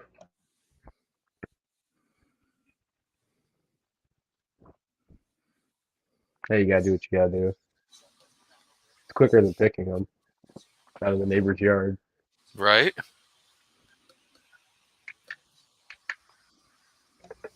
I may or may not have acquired flowers on within my trips going somewhere at times, but Oh, it's rare, and that was back when I was like 19 or something and didn't care as much. yeah, totally. You gotta do what you gotta do. Especially when you're that age and you're trying to impress a girl.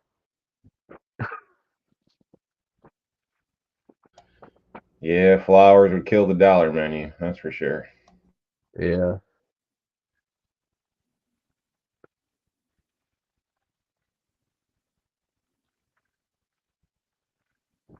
Mini 14 would be pretty cool to have too. You get away from the ARs. They weren't so much money. Yeah, if they weren't so much money. I was looking at them the other day. I was over at a gun shop, and he had a couple used ones for like $7.99. But even that's kind of high, I think. Still not cheap. No.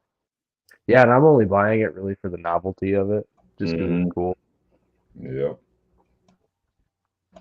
Had a friend try and let one go. I think he wanted like 9. He had some ammo with it, but it was the had like a, I don't know if it was gray or black. I think it was like a grayish stock, and I'm not sure if it was stainless steel barrel. So I believe it was Nice. stainless steel. So it wasn't like the standard one. It looked pretty nice. I mean, it was Yeah. fairly I good want to deal. Yeah, I think 1,000, and he had some rounds with it and a couple mags and stuff. But yeah. yeah, it was one of them things. It's like I wanted it, but it was, well, I don't really want it, but it's a nice gun. I've shot it. You know what I mean? It's one of, like you said, nostalgia. If I can get somebody with a van and we can do the A-team, I'm all down. So Yeah, I want to get the walnut one because they make a replacement upper handguard that's not that big, ugly piece of plastic mhm. to make it look like an M14. And then they make a little stripper clip guide you can get to tap into the receiver. And I think that'd be cool as shit to have like a literal mini 14. Yeah, I think they're cool. It's just but the time I got the offer was in the middle of the winter, which is the worst time for me. I Yeah, that make most of sucks. my money through the summer and save and spend it through the winter. But buying a gun's not never a good time for that, and so I passed. But kind of sucks. Yeah, I had to pass up a beautiful FAL a couple years ago just because I was tight on cash. But it was an Imbil parts build, so it was military parts, and it was just all completely reparkerized, and he only wanted 6 for it. But at the time, it was like January, and I was completely broke. Uh, Couldn't get it. That same gun's $2,000 now. wow, man. And as far as Rich's comment there, hey, everybody knows. Give people flowers when they're alive. Don't be like G23 and wait till they're dead. Dead people don't care about the flowers. They don't. They're probably pissed you spent money on flowers, but you didn't pay them back the $40 you borrowed 5 years ago. So, they don't give a damn. I'm not wasting flowers on dead people either. I'm not wasting money to buy flowers for dead people either. All that crap's for the living. When you're gone, man. That's it. And we're all going.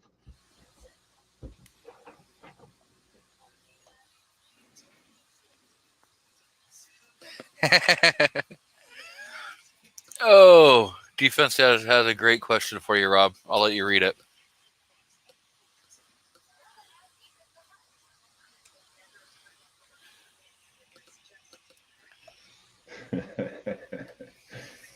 I don't know what you're talking about, fool. I don't know. I'd have to be Baracus, man. Yeah, I might have to put on, I don't know, 100 pounds or something. I don't know, but yeah, I'll work on it. So let's talk about your video you did the other day. Chris's fans only video. Your 22 kill video. Oh, I'd rather talk about Chris's, but all right. I mean, if you're watching his fan only page, that's more power to you. Well, my lady might have told me about it. I don't know. Yeah. This is going down the wrong rabbit hole. Yeah. You started it. it. 22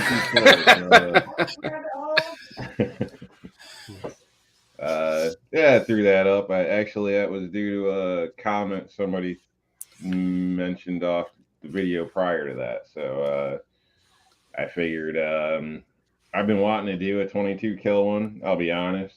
I wanted to do it right, in my opinion.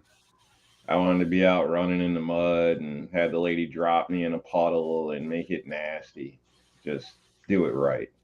But, I don't want to do that in the middle of winter, freezing my, stuff off. And, you know what I mean? So it's so you're soft. I need the right time. But then, in the end, it ain't about that. So, I figured, let me just throw it up. So I did what I did. And, it is what it is. It's not for, in my opinion, looking cool or something. You know what I mean? So, but I like to try to put a spin on things or have fun, do something besides just the typical. I don't know. But, but the good thing about it is, I can do one every month.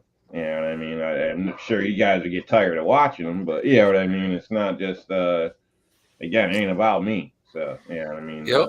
So. Okay, so you got to fill me in because I thought I was all caught up on Rob's videos. I must have missed this one. Well, I would suggest when we're done with the show, you watch Rob's 22 kill video. Okay. It's a short one. So, I mean, I'm not sure if you're familiar with it. And probably, you really don't have to watch. You probably don't want to see me do push-ups. So, although I was wearing a dress. So maybe you do. I don't know. Yeah, I don't know. It was a Glock dress. And I think there was a donkey on my back, and they were all one-handed, But yeah, now you guys got me wondering. But no, I think it's a good idea. Like I said, I'm a little touchy or different with the whole suicide topic and stuff, but I do have some personal experience in service and out, and taking a few minutes to make a video does something, then hey, man, I'm for it. So I don't know. Like I said, I'm not the mushy one about it. I think people do what they want to do in some cases, and if anything, I might suffer from guilt by not knowing, and that kind of ticks me off too. But so it's still a touchy subject, all that for me. But needless to state, but it is important, and anything that can help somebody, I'm with. But I do think a lot of people got to toughen their ass up, though. So I'll just put that out. That's why I skip some of this stuff, because if you want to compare shitty lives, let's go. So, but I don't know. So, remember, I'm driving a 95. I don't know. I've had a pretty shitty life. So Yeah, but I ain't trying to bring the chat down or nothing like right, that. That's right. why even I try to do that video even more upbeat because it's all perspective, man. It really is. So I could call the race card on everything. I could call the poor card, but what good does it do? And honestly, is it legitimate? There's assholes, but there's assholes every variety. It doesn't mean somebody's whatever. So I don't know, But again, let's keep it up, keep it on the positive. Oh yeah. If you're interested in fighting fish, I got a video there too. Was it fighting fish? I thought you said it's dancing fish. Yeah, dancing fish. There we go. Yeah. My bad. I did watch that one.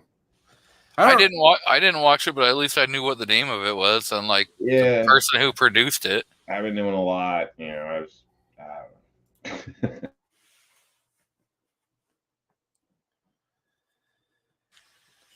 Yeah, I just wanted to bring it up because it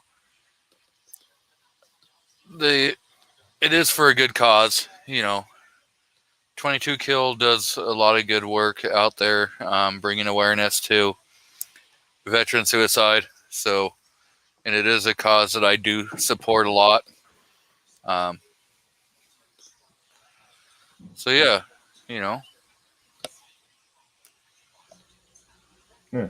Thanks. Hopefully somebody out there, and maybe not my video, somebody else's, whatever, but hopefully, something might mean something to somebody. You never know. That's just it. So, and I don't think you even know sometimes. Things have a way of creeping up on you and making sense later. But, I don't know. Again, it only takes a minute. So, try to do what we can for each other. Now, are you 100% sure on that fact there, Bald and Curious? Are you sure I was born in America? Or are you sure that Rob was born in America? So we got P&W Woods out in the crowd. We got Tara Smith's Kitchen out there. And I do hope that, Tara, you are getting better. That it sucks that you wrecked your bike and got screwed up. So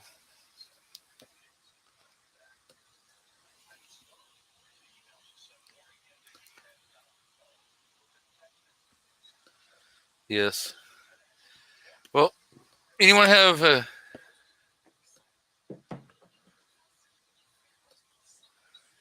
but are you sure, LW Rhodes? Are you sure about Bruce Springsteen's birth?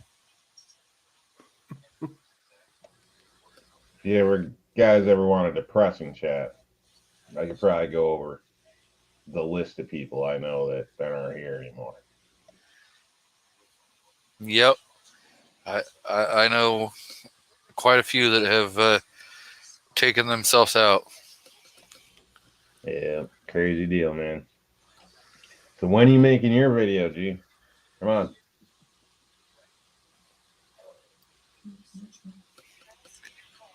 Maybe I'll do their November challenge. I want to see these push-ups, bro.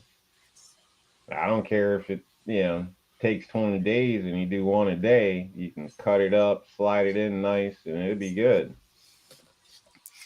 Well, isn't it? I think it's 22 Kill. They also do the 22 push-ups for 22 days.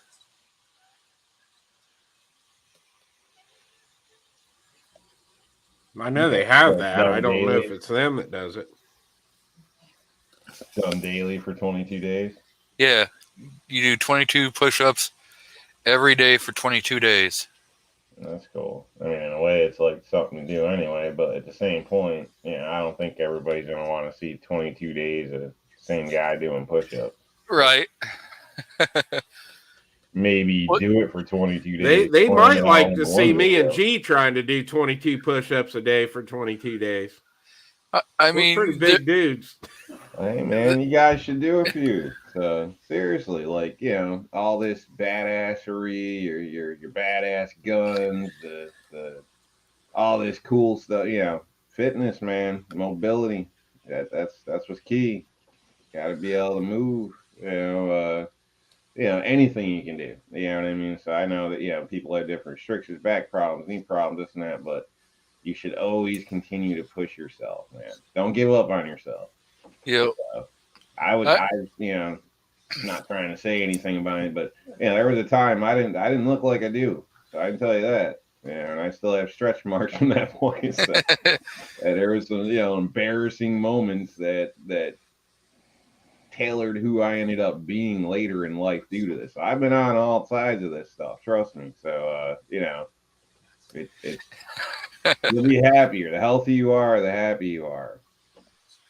Chris is asking, or Bald's asking Chris if they can do 22 beers for 22 days.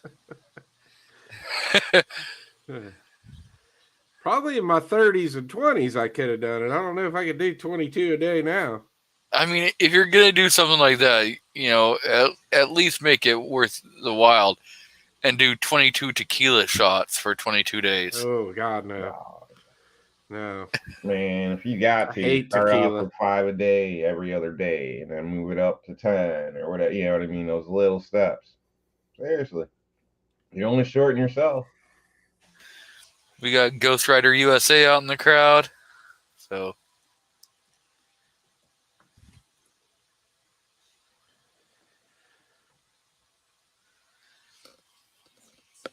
But do we have any other things we want to talk about, or do we want to get out of here?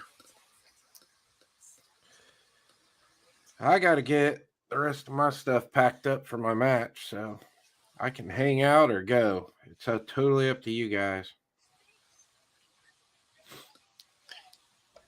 Foss, you have any other? I can talk crap about Glocks all night. If you want this to get a crazy show, we can switch it. You hit the button, and the next thing you know, I'm doing backflips with monkeys over here. You let me know. We want to see you doing backflips with monkeys. You better have monkeys. At least let me finish my burger first. I might be able to dig up some more pictures of Rob and Glocks. Yeah. You doing your show tonight, Foss? No, next weekend. Okay. Hey, Foss, did you see the photo that got sent to me last week when you couldn't make it to the show?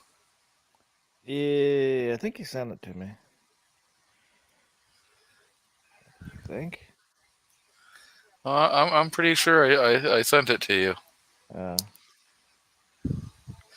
But I'll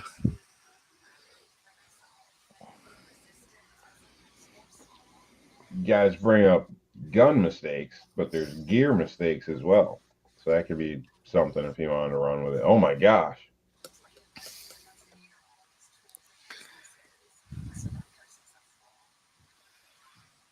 I mean,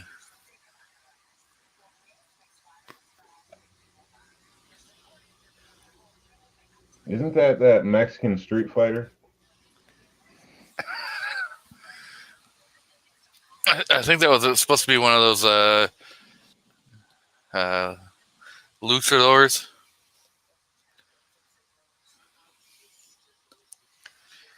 I don't even know what those are. Where's Rich when we need him? Aren't those like, the Mexican wrestlers? Yeah. Yeah. Okay. The luchadors. Yeah. Okay, see, I was all right. Mexican wrestlers. Yeah. That's the vibe. You said Street Fighter. Well, it's, math badass. I don't know. It was close. Street Close Fighter wrestler. Hey. Yeah, I was at the fair last weekend getting Fisher scones, and if you know, then you know Fisher scones. Kind of jealous, actually. That's half the reason I go to the fair. Is on the way out, I'll grab a baker's dozen. And for people that don't know what a baker's dozen is, that's 13.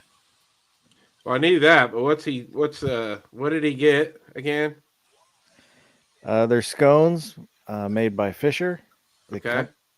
And they are Very, very, very good. They are around here. They are the gold standard for scones. Ah, I'll grab that, and then I'll grab a couple of the cow patty chocolate chip cookies. They're kind of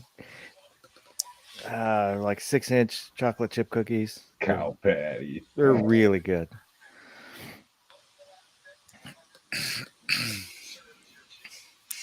Yeah, but they're definitely not cheap.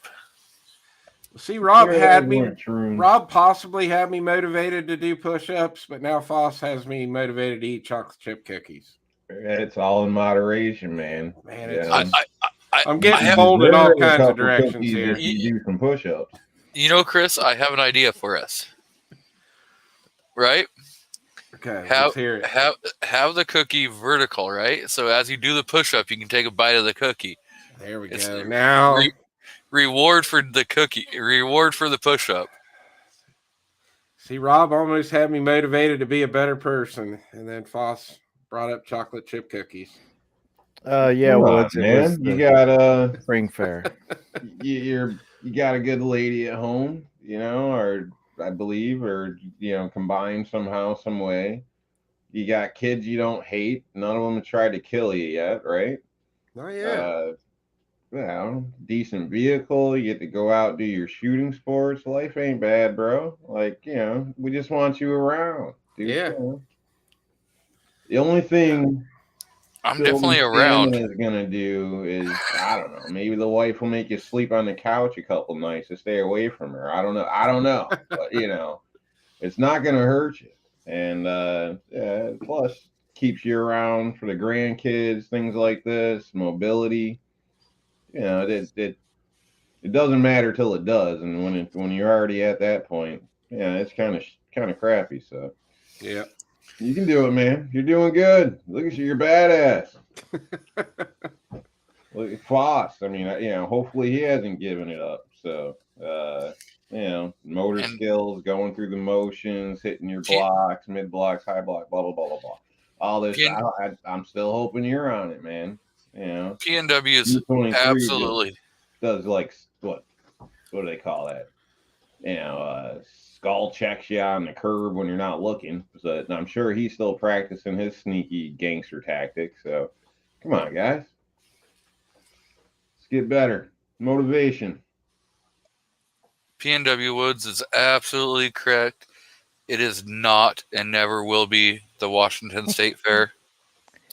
I go back and forth between the names.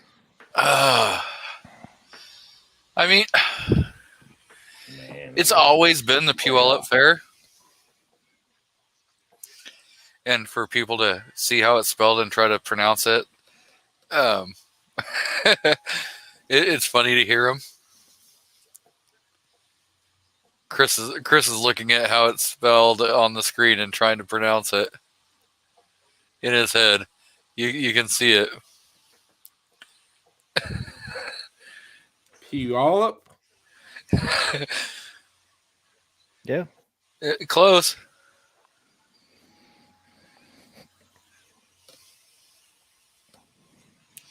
It's closer than some of the crap we've heard, right, Foss?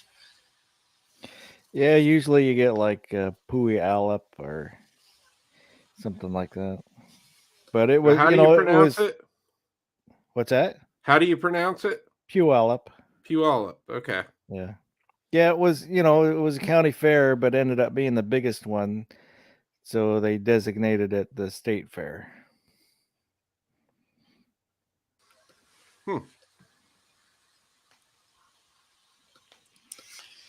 Yep. We could go through Washington State city names and let people see how they're spelled and try to pronounce it. Well, there's probably lots of places, as with Yeah. Other states probably have those same funky names where you're like, yeah, no. But Washington has a lot of Indian names.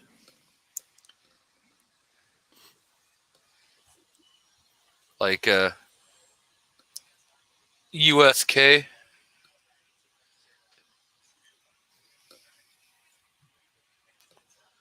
Which is Usk.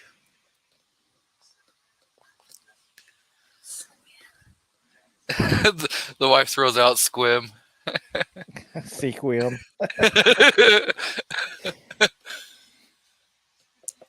I don't know. I'm trying to think of like the one that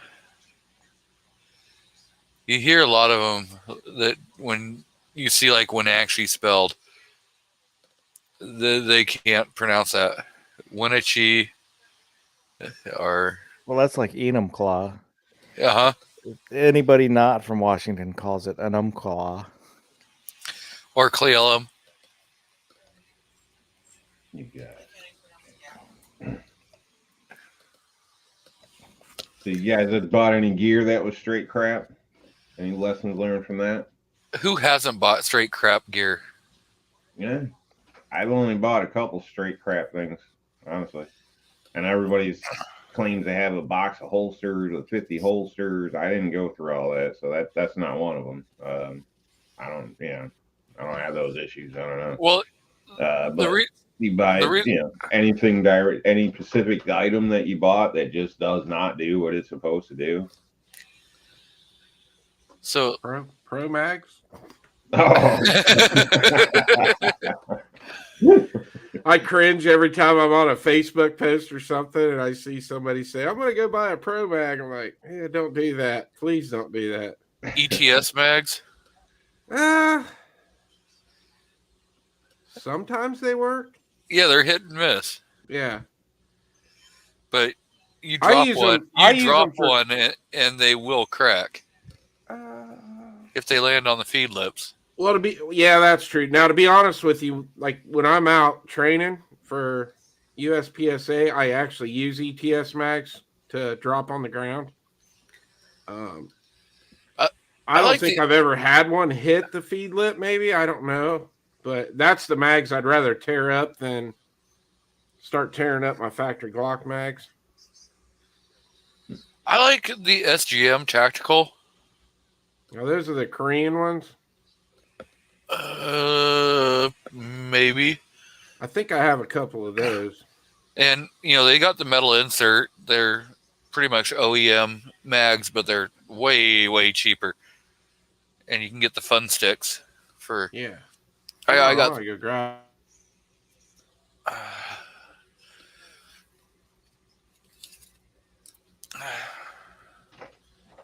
So, for people not familiar... That's what it looks like. 31 round. And I didn't bring that to Washington because these things can be a real pain in the ass.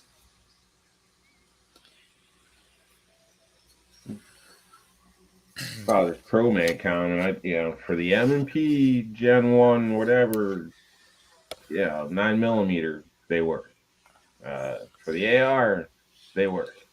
For every other gun, apparently the worst thing ever out there. But if you have an M&P, Pro Mags will work fine in your gun. So I do have a video to prove it with brand new unmolested ones. I think there was 6 or 8 and they all ran live on camera right there first time. So just pointing it out there. I know they're not perfect, and other people, everybody seems to hate them, but I've had no problem spending half price or getting double the amount of mags and be able to treat them the same way, and they always work. So just pointing that out there. But that is that model only. I can't speak for anything else. Are we allowed to show mags? Yeah. Okay. So, yeah, I knew that. When you said SGM, I was like, I think I have a couple of those. That what you're talking about? They do have metal inserts, too. I don't think I've ever even tried these.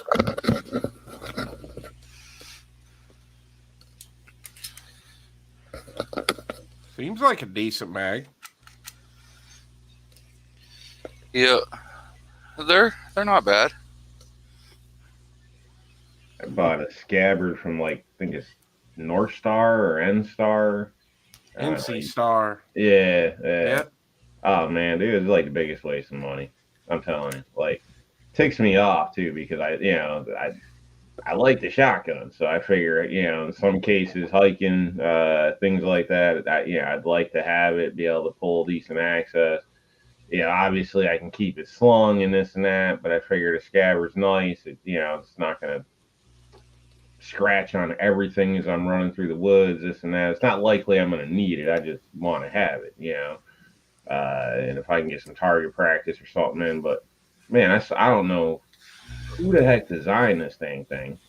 But it doesn't matter how you put it on, even with a vest. Like, you cannot get that thing to clip or properly line up in a position where you can, draw the shotgun out of it. Like, which is taking me off because, you know what I mean?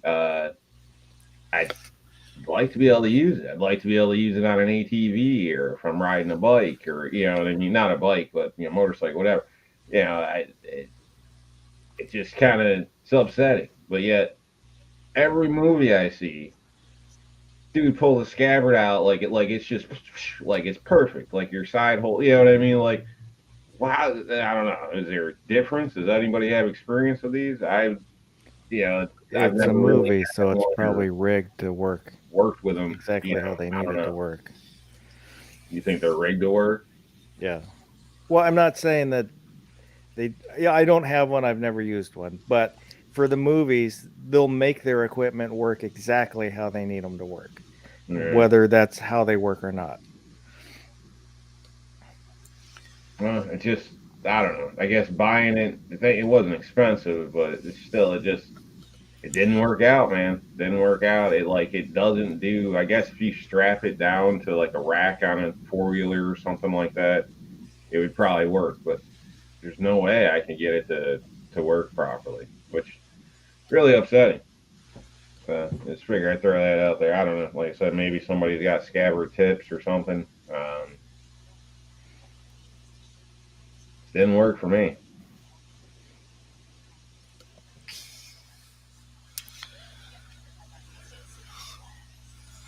Yeah, I had an NC Star scope years ago, and it would never hold 0. Sight mark. Those are some red dots that I can't stand. I had a bunch of those when I first got into guns. Every one of them failed. I've got the Vism universal sight pusher from NC Star. Yeah, but isn't Vism is like their higher end line though, isn't it? Probably. Yeah, I think that's because I've seen Visms making red dots and stuff now too, so I think that's kind of like their higher end. And from what I hear, Sightmark, I haven't messed with Sightmark for 10 or 11 years now, but from what I hear now, they're a lot better optics. But I still wouldn't try them just from all the bad stuff I had with them in the past. So we have Tim S. has jumped in.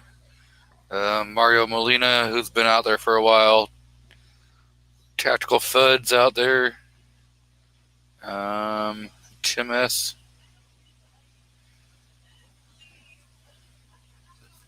I think that's everyone that I haven't said hey to. Yep. So I think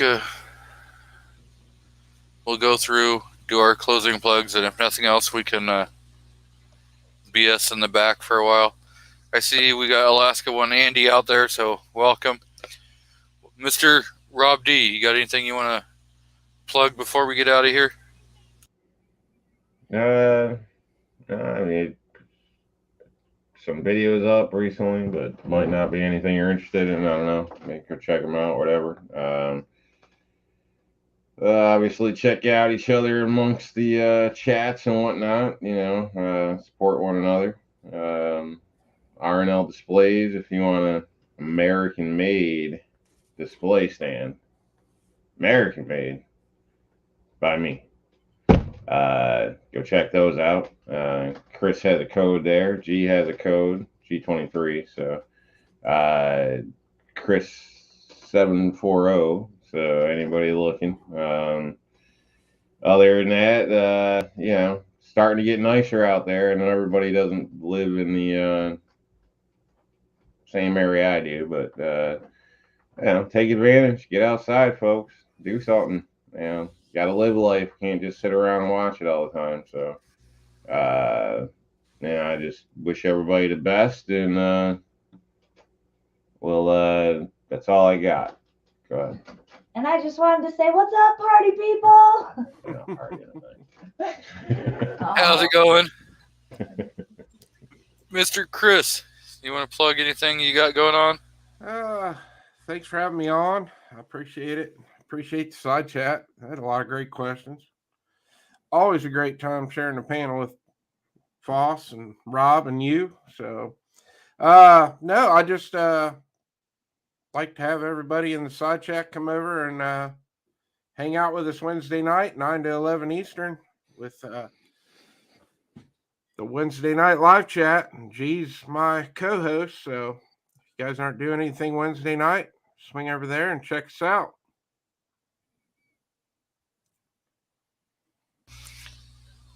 Mr. DM Foss, you got anything you want to plug before we get out of here?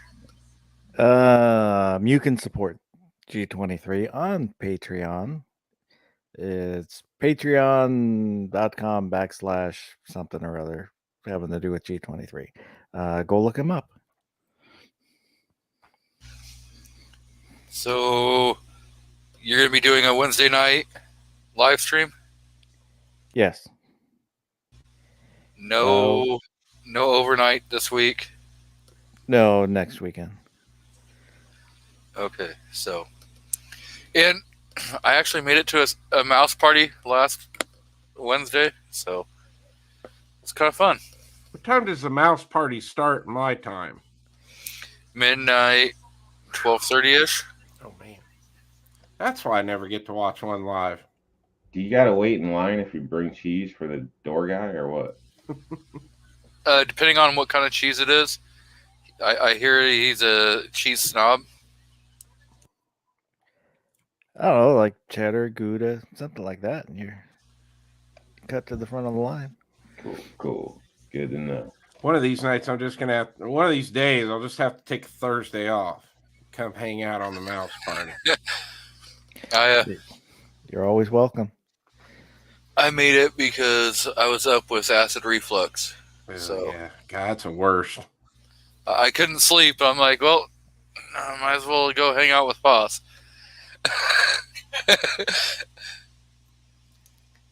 When you're that late at night, trying to wake up at 4 o'clock in the morning or 1 o'clock in the morning is horrible. You ate more salad instead of tongue all the time, it wouldn't be such a problem. Lingua is good for you. I had some fried okra yesterday. Just thought I'd let you know. Rub it in a little bit.